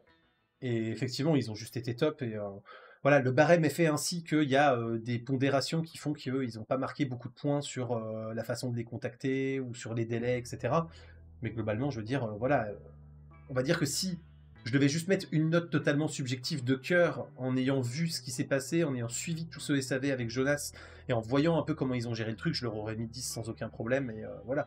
Mais j'ai créé un barème pour être vraiment équitable entre toutes les marques, entre toutes les expériences et pouvoir avoir une note qui soit vraiment fixe et pareille d'une marque à l'autre. Bon bah je me suis tenu au barème. Mais clairement, si Sonic sont juste topissimes et ils ont absolument pas à rougir des autres marques. Faudrait juste qu'ils prennent en charge les frais de port et ils seraient juste au top niveau et à la perfection du SAV, quoi. Et ouais, c'est vrai que ça, c'est pareil. C'est un format que j'aime bien, mais voilà, il faut que j'ai un ami très très proche en qui je peux avoir confiance sur les informations qui me remontent pour le faire. Parce que le but, c'est pas d'avoir un pseudo-ami ou une connaissance qui me dit vas-y, t'inquiète, je te mets les notes, je t'explique comment ça s'est passé, qu'il arrange ça à sa sauce et que j'ai une note qui soit pas bonne juste parce qu'il a envie de nuire à une marque parce que ça s'est mal passé ou quelque chose comme ça, quoi. Donc en gros, à part Jonas et Aurélien, j'aurais pas confiance en grand monde pour, pour me remonter des infos de test de SAV. Donc Aurélien qui est le Tornoriac qui a dit salut Hugo tout à l'heure. Test de smartphone. Alors si ça m'intéresse, j'en ai fait. J'en ai même qui ont bien marché sur le OnePlus 5, sur le Redmi Note 8 Pro, entre autres choses, où elles ont fait plus de 10 000 vues et à l'échelle de ma chaîne, c'est déjà beaucoup. D'ailleurs, le Redmi Note 8 Pro, je vais regarder, mais c'est peut-être même plus 20 ou 30 000 que 10 000. Tac, tac, tac, Redmi. Ouais, le Redmi Note 8 Pro, ouf, 69 000, voilà, donc elle a très très très bien marché par rapport à la plupart de mes vidéos. Hein. Elle est dans mon top 20 en gros des vidéos les plus vues, hein, celle-là. Elle a vraiment trusté le podium de la chaîne pendant très très très longtemps. Ouais, elle est même dans mon top 10 des vidéos les plus vues. Donc clairement, ouais, les tests de smartphone, j'aime bien. Le problème, c'est que non, je n'ai pas accès, comme tu dis, au circuit de test journaliste. Donc en gros, si je veux tester un produit, il faut que je l'achète. Voilà, je suis un tout petit salarié bancaire, je ne suis pas un gros directeur régional ou quoi que ce soit. Donc clairement, j'ai pas les moyens de claquer des milliers d'euros dans des smartphones tous les mois pour acheter à peu près tout ce qui sort et vous en faire des tests. Donc c'est pas l'envie qui manque, encore une fois. Hein, je veux dire, si j'avais accès à du matos. Et là, pareil, hein, j'ai des copains, voilà. Je veux dire, j'ai fait le test du Poco F3 il y a pas longtemps parce que Jonas l'a acheté et donc on a fait le test ensemble. J'avais fait le test du Note 10 parce que Aurélien l'avait acheté et que voilà, on avait fait le test ensemble. Bah voilà, donc il vous l'annonce, il va bientôt acheter le Z Fold, donc je risque de pouvoir vous faire un test du Z Fold grâce à Aurélien, voilà.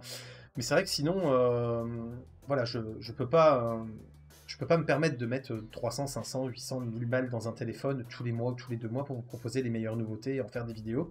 Parce que vous voyez, même une vidéo qui a extrêmement bien marché à l'échelle de ma chaîne, c'est celle du Redmi Note 8 Pro. Pour être totalement transparent, si je vais voir sur l'analytics que je me mets depuis la publication, c'est une vidéo qui m'a rapporté 151 €. Avant impôt, hein.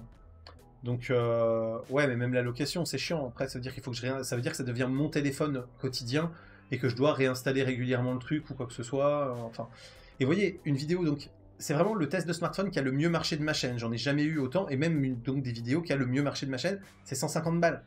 Je veux dire, c'est pas énorme. Donc en plus, quand vous savez qu'il y a 30% d'impôt derrière minimum, il reste 100 balles, quoi. Donc clairement... Ah oui, tout à fait, effectivement. Toi, t'es en location, mais... Et donc voilà, c'est un peu compliqué, quoi. Donc bon, voilà, c'est pas l'envie qui manque, hein, mais tous les tests de matos, bah, je suis obligé de les faire sur mes achats. Donc quand j'achète un truc récent, bah, je vous fais un test. Quand j'achète un truc déjà un peu périmé, bah, je fais pas de test. Quand j'ai des potes qui achètent des trucs récents, bah pareil, je les baratine pour prendre du temps pour faire le test, quoi. Ah, bah pourtant, j'ai le GPU qui se balade, j'ai le processeur qui se balade, donc je sais pas pourquoi j'aurais des freezes, effectivement. Ah, ok, bon. Donc c'est peut-être de ton côté, Torno. Un peu comme quand tu m'avais vu décaler parce que la fenêtre était mal calée. Ok, merci pour les retours quand même. Donc voilà, en tout cas, ouais, pour revenir sur la question, effectivement, bah ouais, test de smartphone très très très intéressé. S'il y en a parmi vous qui ont des entrées chez des marques ou sur des circuits journalistiques pour avoir des exemplaires de test, bah n'hésitez pas, hein, je suis preneur, hein. Mais voilà, c'est ça. C'est pas gérable sinon, quoi. Voilà, voilà. Et donc bah après, si la question c'est test de PC, test d'écran, test de tablette, test de micro, test d'appareil photo, test. Pareil, hein, oui, oui, oui, oui, oui, à 200%, j'ai très envie, mais bah non, non, non, non, non, mon budget ne me le permet pas. Et oui, en plus sur les flagships qui vont être ceux qui vont être les plus regardés, ouais, c'est pas jouable, quoi. Bah, je t'avoue que j'aimerais bien en tester plus pour aussi prendre moi de la bouteille sur ça, parce que je suis très très très mauvais sur le sujet et que. Et bah, d'ailleurs, on le voit, hein, mon son est rarement irréprochable, il n'est pas pourri, mais c'est hyper, hyper, hyper compliqué. J'ai un pote qui est Zikos qui maîtrise un peu le truc, et quand il commence à me parler de micro pour améliorer mon son, d'attrape basse et d'attrape écho là dans ma pièce pour réussir à améliorer la qualité, c'est juste horrible. Et puis voilà quoi, c'est.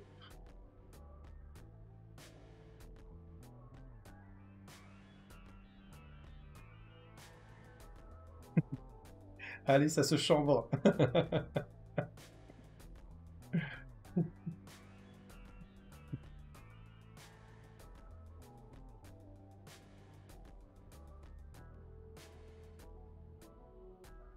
Pareil, je trouve Nightbot un petit peu trop bavard, je sais pas ce que vous en pensez, faut peut-être que j'augmente un peu. Et les souris, n'en parlons pas. Ah bah, pareil, hein, tout ce qui est test de périphérique informatique, j'aimerais bien vous en faire plus souvent. Et pareil, je vais pas m'amuser à changer de souris tous les mois, à mettre 60, 70, 100 balles dans une souris. C'est pas possible. C'est pas possible, hein. Ou alors, là, il va falloir que mon employeur, il me paye beaucoup plus, et je pense pas qu'il soit d'accord.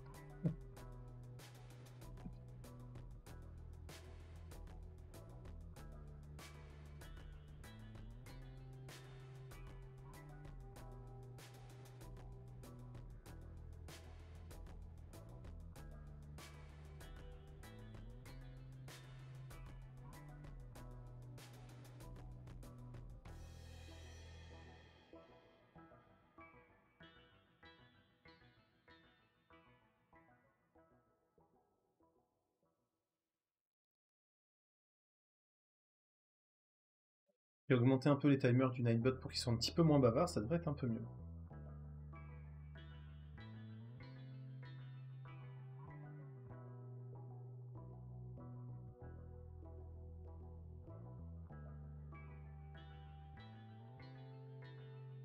Voilà, je sais pas s'il y a d'autres choses que vous voulez savoir.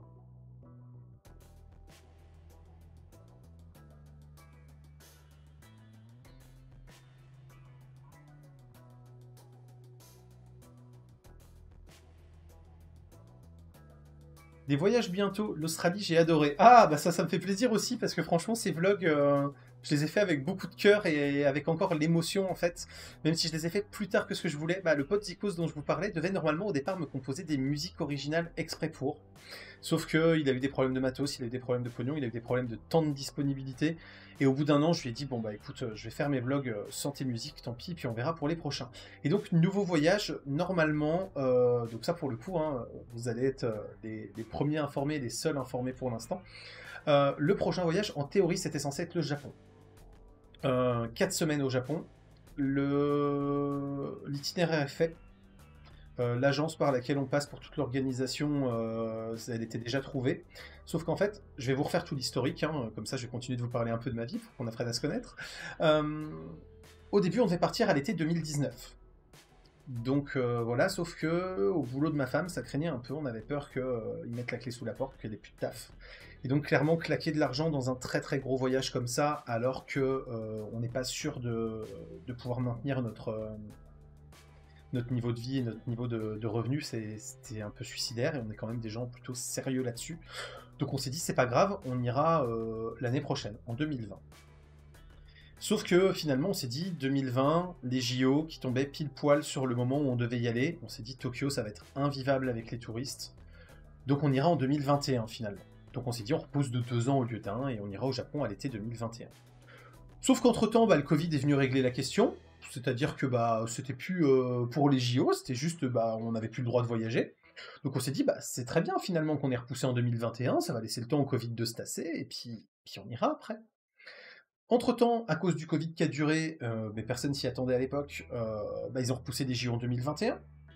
Donc à ce moment-là, on s'est dit, on n'ira pas à l'été 2021, mais à l'été 2022, parce que de toute façon, JO en 2021, même problématique que pour 2020, on va pas aller s'entasser, même si on ne reste que quelques jours à Tokyo et qu'il y a tout un circuit sur la partie sud du Japon, on va pas aller s'entasser avec tous les touristes qui sont venus pour les JO, donc ça sera 2022. Et puis là, 2022, il y a toujours rien de sûr finalement, parce que le Covid s'éternise, le Japon qui avait plutôt bien géré la pandémie jusque-là est en train de se prendre dans la gueule le variant Delta en mode sévère plus. Et donc, on ne sait pas si on va pouvoir y aller à l'été 2022.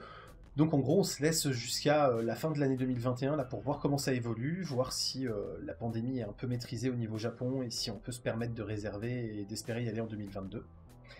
Et puis, c'est ça, c'est qu'en ce moment, c'est hyper tendu, comme tu le dis, SPO, c'est vraiment compliqué, surtout que un mois, tout va bien dans le pays, tu te dis c'est bon, je peux réserver, et puis 3 semaines après, ils sont en train de se prendre un variant qui sort de nulle part, et ils sont en mode état de siège, et ils referment toutes les frontières, et si c'est le moment où tu dois partir, tu l'as dans l'os, quoi. Et vu les coûts de tels voyages, je veux dire, c'est pas un week-end dans la maison de campagne de tes parents, quoi. Donc on peut pas se permettre de se dire, l'assurance, elle marche pas pour la pandémie, et on l'a dans l'os, et on a perdu plusieurs milliers d'euros. Donc c'est pas jouable. Donc voilà, pour l'instant, on est dans l'expectative, et donc logiquement, ça serait le Japon. On a peut-être une option aussi sur le Canada, parce que le Canada nous tente bien, et que j'ai un cousin qui a habité pendant des temps immémoriaux, qui pourrait nous faire un itinéraire aux petits oignons pour qu'on voit des choses qui sont pas forcément touristiques, mais que lui sait être magnifiques. Et après, sinon, voilà, c'est un petit peu moins cher que l'Australie, mais en gros, on a 20% de moins, et surtout, l'Australie, on était parti 3 semaines, là, on peut se permettre de partir 4 semaines pour le même prix. C'est quand même un peu moins cher, malgré le niveau de vie, parce que la bouffe coûte 3 fois rien, et mine de rien, l'avion aussi coûte beaucoup moins cher, parce que faire juste ça sur la planète, au lieu de partir complètement en diagonale, la distance n'est pas la même, et les billets d'avion sont beaucoup plus abordables. Mais donc voilà, donc il y a peut-être une option pour le Canada aussi, et sinon il y a tout ce qui est Norvège, Suède, Finlande qui nous attire beaucoup. Et ouais, c'est ça, c'est ce qu'on nous a dit aussi, effectivement, Splitchy, qu'en gros, tu bouffes pour que dalle, mais qu'après, tout le reste, le niveau de vie est affreux. Donc on sait que, ouais, on va raquer en hôtel, on va raquer en location de bagnole, on va raquer sur des excursions éventuelles quand on va vouloir faire des trucs, voilà. Et puis voilà, donc, ouais, Norvège, oui, il y a ton frérot là-bas. Je compte bien lui demander des tips et des trucs à voir de toute façon si on le fait, surtout que la Norvège, je veux monter jusqu'au Svalbard si on le fait, donc pareil, si on le fait, ça sera un gros voyage sur 3 ou 4 semaines. Mais voilà, faut vraiment que la situation sanitaire se stabilise et qu'on puisse revoyager avec un peu plus de sérénité sur le fait que ça s'annule pas, qu'on puisse reprogrammer un voyage. Mais par contre, ce qui est sûr, c'est que si voyage il y a, vlog de débrief et d'impression, il y aura. Et donc, voilà, vous aurez des photos, des vidéos, des images au drone, comme j'avais fait pour l'Australie, de manière à vous faire après partager le voyage, vous dire ce qu'on a aimé, ce qu'on n'a pas aimé, pour que ça puisse vous servir si vous voulez partir. Voilà, mais ouais, faut vraiment que ce putain de Covid se casse, qu'on arrive à lui péter la gueule, qu'il y ait une vaccination massive ou un autre traitement quelconque qui marche bien, et voilà quoi. Pour qu'on puisse repartir sereinement et qu'on risque pas de perdre 3, 4, 5, 6 mois de salaire bêtement sur une annulation qui doit se faire et sur laquelle l'assurance prend pas en charge.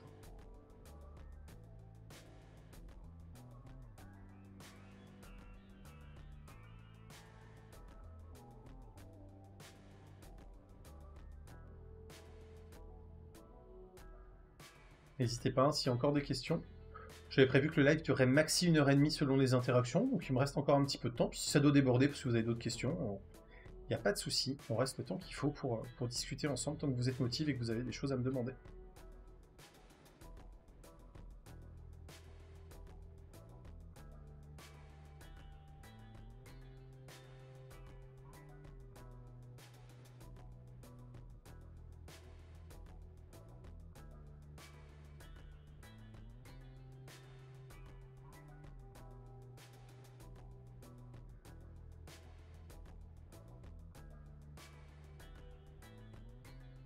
Des reviews ciné. Bah là, pareil, c'est vraiment le faute de temps parce que pour ceux qui ne le savent pas, j'avais créé une chaîne qui s'appelait Croc Série. Je vais vous remettre le lien si vous voulez aller voir un peu les archives. Alors attends, changer de compte. Croc Série. Tac.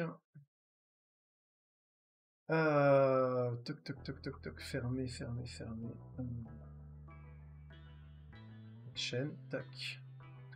Où je voulais déjà parler de séries. Donc j'avais fait des maquettes sympas, des introductions, je faisais des petits trucs, des petits montages un peu plus sympas déjà, un peu plus chiadés que ce que j'avais fait au début de ma chaîne.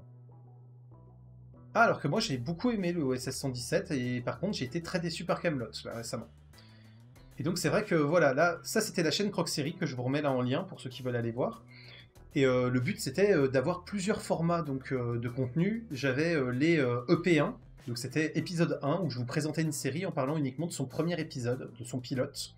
Et de vous, mais donc moi je regardais la série complète, je m'arrêtais après en vous parlant que du premier épisode, avec ce que j'avais ressenti de toute la série pour essayer de vous donner envie de la voir. Il y avait LCS, donc la critique série, où là je faisais une présentation, un pitch de la série et une critique de la série. Et bah, ça avait pas mal marché à l'époque, hein. C'était vraiment sympa, mais bah, pareil, encore une fois, faute de temps et de rémunération suffisante issue de YouTube et de mes actions en ligne, bah, je peux pas et alimenter la chaîne YouTube principale et alimenter Croc Série et proposer autant de contenu, parce que pour ça, il faudrait que je puisse vraiment être à temps plein dédié à YouTube. J'adorerais ça, mais bah, le seul moyen de pouvoir le faire, c'est de massifier un peu les follow et d'avoir du sustain aussi en Tipeee et en Utip, et pour l'instant, c'est très très loin d'être suffisamment important et pérenne pour que je puisse me permettre voilà, de m'y consacrer autant que ça. Donc, en série à conseiller récemment, bah, pour les fans de Star Wars, il y a le Bad Batch en série animée qui est sorti il n'y a pas longtemps. On est dessus avec ma chérie et c'est assez sympa. En série, là, on est sur New Amsterdam sur Netflix.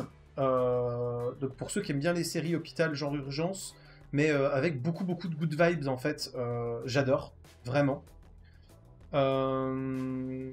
Qu'est-ce qu'on a d'autre qu'on a bien aimé? Il y a Shadow and Bones aussi, si vous aimez bien tout ce qui est fantasy, qui est très très bien réalisé, les effets spéciaux sont sympas, le scénar est cool, c'est tiré d'un livre, et même si vous n'avez pas lu le livre, la série se suit très très bien, hein, donc, puisque j'ai pas lu le livre et j'ai tout compris. Voilà, dans les 2-3 séries que j'ai regardées récemment, que j'ai bien aimé, on peut mettre celle-là. Voilà, et puis bien sûr, il y a Riverdale en ce moment avec la deuxième partie de la nouvelle saison qui sort. Et pareil, moi j'aime beaucoup Riverdale en série un peu teenager, ado, mais avec beaucoup de mystères aussi, d'enquête, etc. Shadow and Bones, le truc avec la zone, avec les vampires. Alors, il y a une grosse zone noire au milieu qui est censée couper le pays en deux. Oui, par contre, il n'y a pas de vampires hein, dans Shadow and Bones. Ou alors j'ai vraiment dormi à ce moment-là. Mais non, c'est plus une histoire de magicien. Et en gros, pour te faire le pitch, il y a un magicien méga puissant qui a créé un genre de gros mur noir qui... Ouais, c'est ça, la saga Grisha, exactement. Qui a créé un gros mur noir au milieu du pays qui les empêche de traverser facilement. Et bah, il y a tout un univers de magiciens. Et ils essayent de trouver le grand mage lumineux, en gros, qui pourra détruire ce mur et réussir à rendre au pays son unité, quoi. Alors, après, il n'y a rien sur Netflix. Il y a quand même beaucoup de choses. Après, il y a plein de styles différents. Il faut aimer les styles qu'ils proposent, quoi. Mais genre là, j'ai regardé Una Bomber il y a pas très longtemps, là. Et franchement, série documentaire sur un truc historique réel, assez sympa. Donc voilà, non, il y a quand même pas mal de choses. Mais après, c'est sûr que si tu as lu les livres, je pense que c'est pas bien. Euh, Franchement, clairement, de toute façon, t'as pas grand-chose qui est bien en film ou en série quand tu compares à un livre. Le livre peut tellement plus prendre son temps pour explorer la psyché de ses personnages, les construire progressivement, et t'auras jamais rien de comparable à un livre. Même genre les films Harry Potter, par exemple, sont très bons. Et je suis amoureux de la saga Harry Potter et des livres Harry Potter. Et je trouve les films à des années-lumière de la magie et des sensations, des émotions que j'ai pu ressentir quand j'ai lu Harry Potter, quoi. Par exemple. Donc, t'as quoi comme ça aussi? Ah, je suis très très mauvais sur les noms. Il y a une série de livres comme ça qui a commencé à être adaptée au cinéma, là où ils ont des couleurs en fonction de leur pouvoir. T'as les bleus qui sont les psychiques, t'as la meuf, elle est rouge, enfin elle est orange, etc. Et c'est que des gamins qui ont des pouvoirs, ils leur donnent des couleurs là. Et pareil, le film en fait est extrêmement moyen, médiocre même. Alors que j'ai lu les bouquins et Avatar. Non, c'est pas Avatar. Je vous demande juste une toute petite seconde, je fais une pause, je vais aller le chercher sur ma table de chevet parce que j'ai pas fini tous les tomes et je vais vous redonner le nom.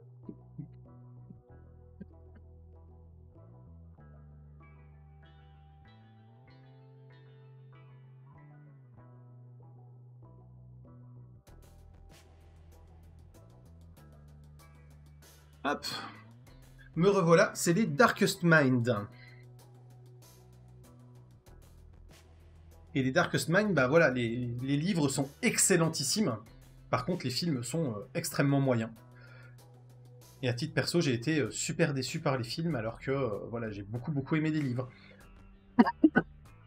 Dans le même genre, il y a toute la saga Le Labyrinthe, où franchement, les films, ils sont pauvres, vraiment pauvres.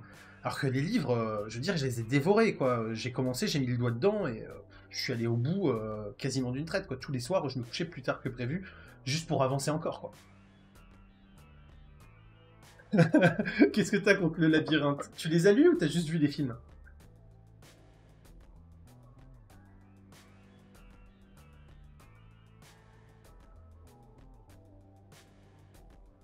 Ouais, mais Torno, toi, tu parles des films. Et effectivement, les films sont très très moyens, alors que les bouquins sont vraiment vraiment sympas. Ouais, voilà, on est d'accord. Donc voilà, il y a plein de trucs comme ça. Et effectivement, ouais, bah la suite d'Avatar, évidemment. Avatar, ça a été tellement génial et novateur, aussi bien sur le plan technique et visuel que sur l'histoire en elle-même, qui était franchement superbe. Je pense que tout le monde attend les 2, 3, 4 et 5 pour vraiment tout avoir, quoi. Ah oui, non, mais les films, le labyrinthe, par contre, ils sont. Et effectivement, le dernier, t'avais vraiment l'impression qu'en gros, ça avait pas assez bien marché en salle et que ils sont juste dit, bon bah voilà, maintenant faut le finir, mais voilà, quoi.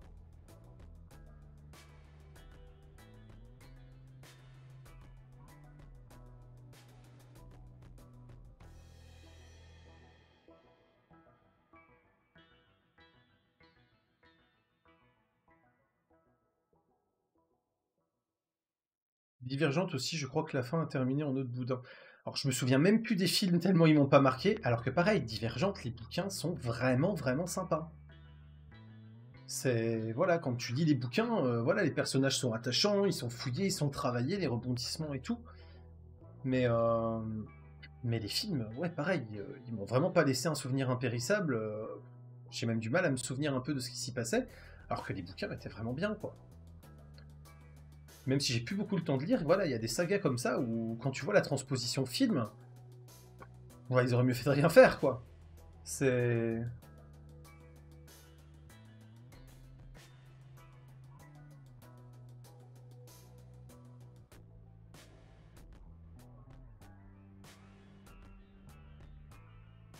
Après, OSS 117, c'est quoi? C'est quand Pierre Ninet s'est fait manger que t'as décroché, Cham?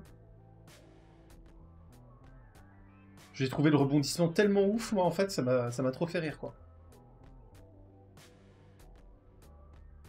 J'avoue, Dune et Fondation, ça fait tellement partie de mon socle de référence en SF, de tout ce que j'ai pu lire quand j'étais jeune, que... En fait, je les attends énormément, et en même temps, j'ai peur d'être ultra déçu, parce que, voilà, pour moi, c'est tellement fondateur que, voilà, quoi, c'est... Alors que les James Bond, moi, pour le coup, depuis que c'est Daniel Craig, j'ai complètement lâché. Pour moi, le meilleur James Bond ever, c'est Pierce Brosnan, et j'attends vraiment que Daniel Craig soit remplacé pour retourner les voir, quoi. Mission Impossible, oui, par contre, ça, à 200%. J'adore Tom Cruise, l'acteur, pas l'homme, je préfère le préciser. Donc effectivement, ouais, les Missions Impossibles, à fond, quoi.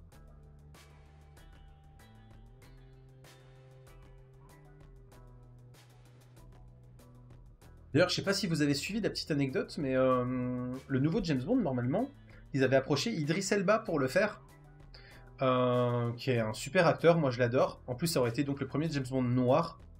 Et le mec s'est pris une telle shitstorm sur la gueule sous le fait que le James Bond ne pouvait pas être noir, que le mec a préféré décliner le rôle que de l'accepter et de montrer qu'il en était capable en fait.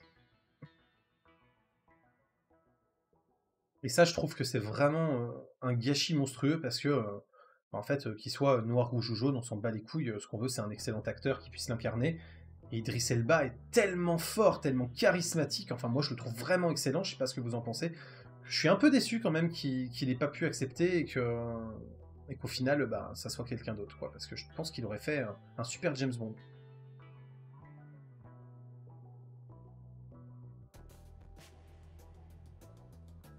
Ah, après, on est d'accord que Daniel Craig, il fait bien le taf. C'est juste que moi, j'ai un vrai problème avec l'acteur. Et en fait, que ce soit James Bond ou ailleurs, en fait, j'accroche pas à Daniel Craig. Mais, euh, mais je lui reconnais des qualités en tant qu'acteur qui sont indéniables et il n'y a pas de souci sur le sujet, il fait bien le taf. Effectivement, rien que le fait qu'il ait été blond, ça avait posé problème déjà. Ouais.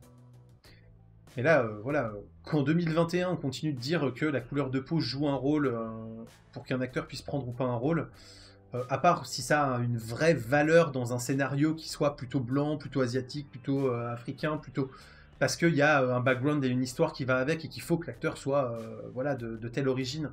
Et là, pour le coup, pour James Bond, on s'en fout quoi. L'Angleterre a été multiculturelle et depuis très très longtemps et il n'y a aucune raison qu'ils ne puissent pas avoir quelqu'un issu de l'immigration qui soit engagé dans le MI7, qui soit devenu le 007 en fait. Quoi. En termes de background, il n'y a rien qui l'empêche. Donc vraiment, j'ai pas compris ça. Je trouve ça tellement dommage parce que, encore une fois, j'adore Idris Elba. Quoi.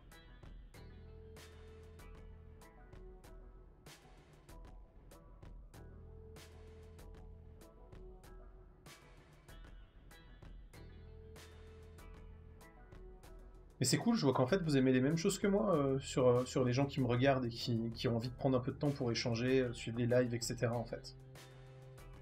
On parle ciné, ça rebondit, vous aimez ça. On parle techno, ça rebondit, vous aimez ça. Mais bon, là évidemment, puisque c'est le thème de la chaîne, donc je ne m'attendais pas à moins de ça. On parle série, ça rebondit, vous aimez ça. Camelot, pas ouf, j'hésitais à le voir. Bah, alors, pour te donner mon ressenti sur Camelot, c'est pas vraiment qu'il est pas ouf, c'est qu'en fait, j'ai eu vraiment la sensation que, à l'époque où c'était encore des scénettes, que c'était le Camelot classique en format court, quand il y avait du jeu d'acteur un peu exagéré et des choses comme ça me dérangeait pas, c'était dans l'esprit Camelot, c'était dans l'univers Camelot, c'était voilà, ça faisait partie de l'ensemble. Sur du long métrage, j'attendais mieux en fait, j'attendais vraiment quelque chose de monumental. Donc déjà, j'attendais quelque chose d'énorme et j'ai eu quelque chose de normal. Donc je pense que déjà ça contribue un peu au fait que j'ai une certaine déception en ayant été voir Camelot. Et après, le deuxième truc, c'est qu'en termes de jeu d'acteur, là où ça passait bien sur des scénettes quand c'était un peu exagéré ou mal joué, j'ai vraiment l'impression que sur du long métrage, ça passe pas. Et globalement, à part Astier et Chabat, j'ai trouvé que tous les autres, sans exception, jouaient mal. Et ouais, ça passait très bien dans les scénettes, ce mauvais jeu, parce que ça contribuait à l'ambiance globale. Et là, j'ai vraiment eu l'impression que ça nuisait vraiment au contenu, ça nuisait à la qualité de réalisation. Donc le film est très bien réalisé, les quelques effets spéciaux qu'il y a sont plus que valables et regardables. Le scénario en lui-même, c'est du scénario Camelot, donc normalement on aime bien, hein, y compris les quelques petites répliques un peu cinglantes qui peuvent se balancer, ou les petits rebondissements comme ça. Les personnages qui reviennent et qu'on connaît déjà restent fidèles à eux-mêmes, pas de souci là-dessus. Mais vraiment, ouais, ce jeu d'acteur m'a gêné et ça m'a empêché de vraiment rentrer pleinement dedans et de réussir à me réimprégner de cette ambiance et me dire j'ai passé un vrai bon moment. Et pour le coup, quand on en a parlé avec ma chérie, elle a un peu le même ressenti globalement, où elle a été assez déçue aussi à cause de ça. Là où effectivement, on aurait pu s'attendre à quelque chose de vraiment bien. Alors que pour le coup, un des films que j'ai très très bien aimé, où je suis vraiment rentré dedans et j'ai super accroché récemment, c'est Free Guy. Où voilà, j'ai passé un super moment, ma chérie aussi, on a vraiment vraiment bien accroché, et on l'a trouvé vraiment très bien. Voilà.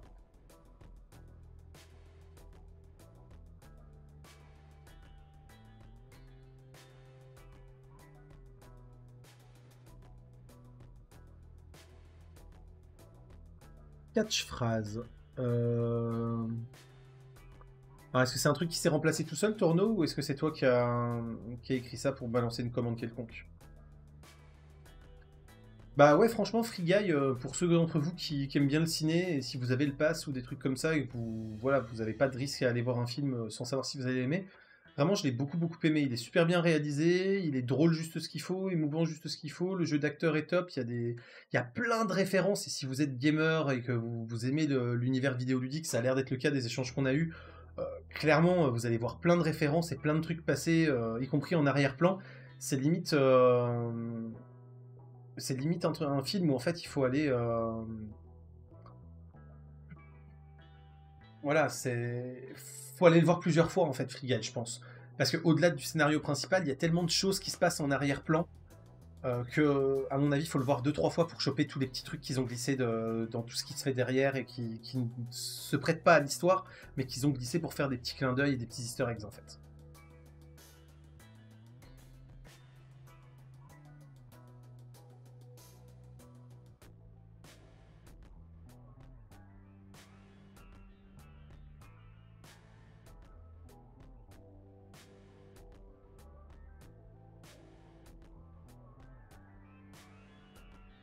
Puis là, dans les films que j'ai envie d'aller voir, qui sont en salle en ce moment, il y en a beaucoup, beaucoup aussi. Ah, je savais pas que c'était le même réalisateur. Ah bah oui, effectivement, oui, Stranger Things, top, top, top, ça aussi. Ça surfe un peu sur la vague années 80, nostalgie, etc., qu'on reproche beaucoup à plein de trucs, mais ça le fait très très bien, en fait. Donc ouais, ouais, non, clairement, Free Guy, tu peux y aller. Si t'aimes bien l'univers du jeu vidéo, que t'aimes bien les films un peu décalés aussi, franchement, tu vas forcément passer un bon moment, quoi. C'est vraiment pas mal du tout. Je suis en train de vous rechercher la liste des films que j'ai vraiment envie de voir en ce moment. Même si je pourrais pas tous les voir parce que j'aurais pas assez de temps encore une fois. Il y a Bac Nord que je voudrais aller voir là. Pour une fois que je vais aller voir un film français, ça se fait. Ah oui, non mais Ready Player One, ouais, bon après, c'est encore le level au-dessus quand même. Ready Player One, je pense que ça s'installera comme un film assez culte et en même temps, bon, voilà, celui qui est derrière nous a fait quelques très beaux films cultes et voilà. Ah, Lunar IPv4, merci pour le follow, sois le bienvenu.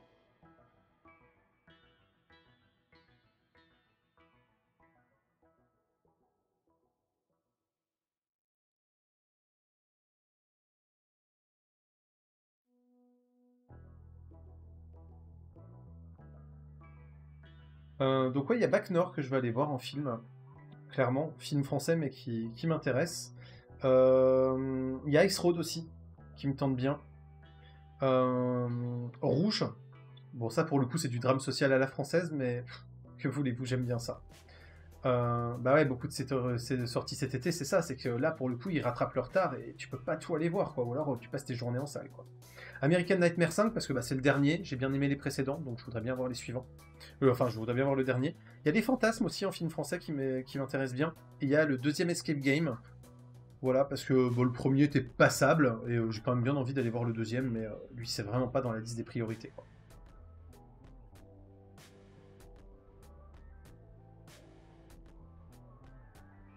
Réminiscence, ouais, dans 2 semaines, effectivement.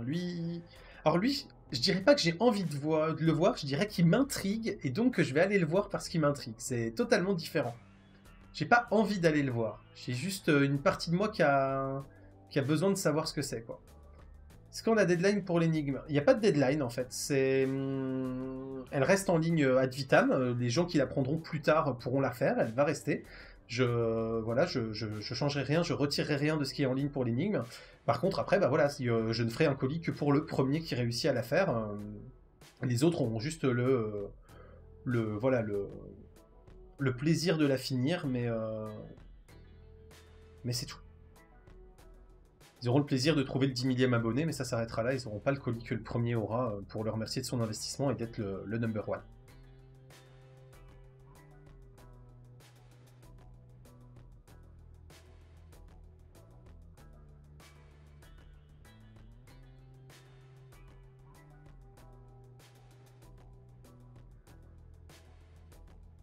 Ah, si tu l'as fini dans 10 minutes quand même, ce SPO, c'est que tu m'as caché des choses sur ta progression et que tu veux me faire la surprise alors.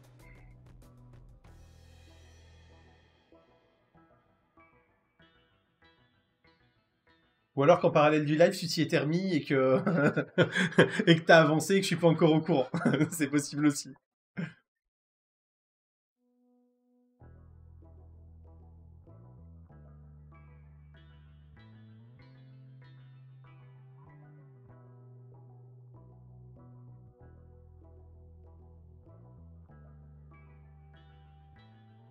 Bon bah écoutez, visiblement il n'y a pas trop d'autres questions. J'avais même pas cramé qu'il y avait un jeu d'énigmes à l'époque. C'est chaud. Ah bah pourtant, normalement quand tu regardes la vidéo des 10 000 abonnés, je le dis quoi, je dis, bon alors est-ce que vous voulez m'aider à trouver le 10 millième abonné? Et vraiment le but voilà c'était de vous informer qu'il y avait une énigme dans cette vidéo-là, que vous vous sentiez concerné par le truc. Et je l'avais relayé aussi sur mes réseaux, mais après il fallait me suivre sur les réseaux à ce moment-là, c'est-à-dire que sur YouTube, sur Twitter, sur Facebook, etc. Voilà, j'avais relayé le fait qu'il y avait une énigme dans cette vidéo-là, et je l'ai redit à certains intervalles dans certaines vidéos hebdo. Voilà, j'en parlais un petit peu, je disais qu'il y avait une énigme qui était toujours pas résolue, etc. Mais voilà. Ouais, bah ouais, voilà, après c'est ça, c'est... Moi le premier, hein, je suis énormément de gens sur YouTube ou sur Twitch, mais je suis pas du tout sur leurs Instagram, sur leur Facebook, sur leur Twitter, sur leur Discord. Donc je comprends totalement que tu sois pas investi sur ces réseaux-là et que tu puisses passer à côté. Et c'est vrai que, de...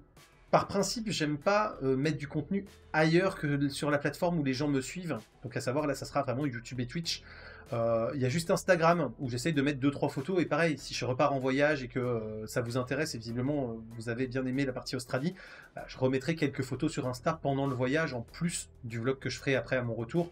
Donc voilà, ça peut être le réseau où me suivre, surtout que franchement Insta, je dois publier 4 fois par an, me suivre va pas vraiment polluer votre feed Insta. Voilà, je suis très peu actif. Et puis j'ai du mal à me motiver à l'être en fait, actif sur ces réseaux-là, parce que comme j'en suis pas un gros utilisateur non plus, forcément, voilà. Bye Cham! De toute façon, je pense qu'on va s'arrêter, hein. J'avais dit 1h30, ça fait 1h40 qu'on est en live, donc bon, je pense que le contrat est bien rempli, puis c'était chouette. C'était chouette, vraiment, d'avoir cet échange avec vous, de pouvoir voir un petit peu ce que vous en pensiez, de parler de cette énigme et de plein d'autres choses avec vous. Franchement, c'était sympa. Et je sais pas si je le referai régulièrement, enfin, dans le sens avec régularité, mais voilà, des petits lives comme ça, juste causage, je pense que ça peut être sympa voilà, pour échanger ensemble, apprendre à se connaître, créer une petite communauté où on échange sur les sujets qui nous plaisent et qui nous passionnent. Je trouve que voilà, c'est ce qui me manque sur YouTube et que je peux peut-être retrouver sur Twitch. Donc n'hésitez pas, même si c'est des live streams gaming, n'hésitez pas à passer, à venir faire un coucou, à discuter un petit peu, ce sera avec grand plaisir. Merci aussi à ceux qui regarderont la rediff, que ce soit sur Twitch ou sur YouTube, hein, parce que bah, vous êtes aussi partie prenante de la communauté, et merci à vous.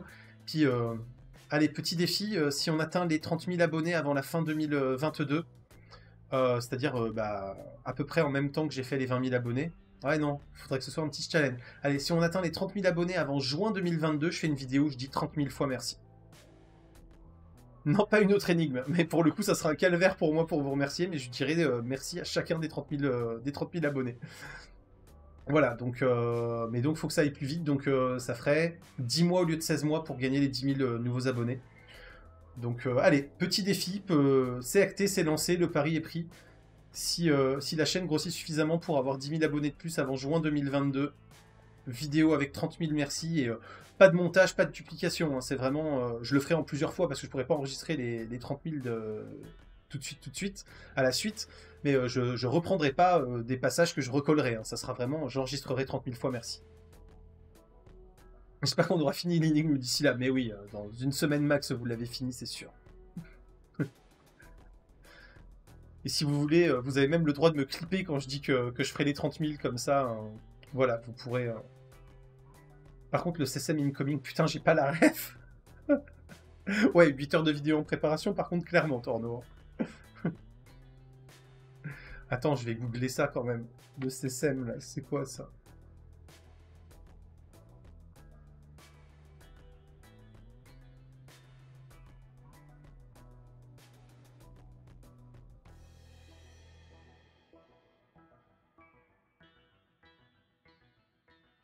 Bah, je ne sais toujours pas, même avec Google. C'est un mec qui fait des vidéos de 10 heures sur YouTube. Ah, d'accord. Ok. Ah, il faut être motif quand même, la vache. Donc, bah ouais, là, vous allez avoir une vidéo de, de 8 ou 10 heures, ouais, c'est possible, effectivement. Donc, bah ouais, dans ce cas-là, je valide aussi la ref, effectivement. Donc voilà, bah écoutez, c'est acté, vous pouvez le clipper, et on en reparle dans 10 mois pour voir si je m'y colle et si je pète un câble d'avoir dit ça, ou si je suis soulagé parce qu'on n'est pas tout à fait aux 30 000, même si au final, je préférerais devoir le faire, ça voudrait dire que la chaîne croît plus rapidement que ce qu'elle a cru précédemment. Voilà. Bonne soirée à tous, merci d'avoir été là, et puis bah à très bientôt pour les vidéos YouTube et les lives sur Twitch, comme d'habitude.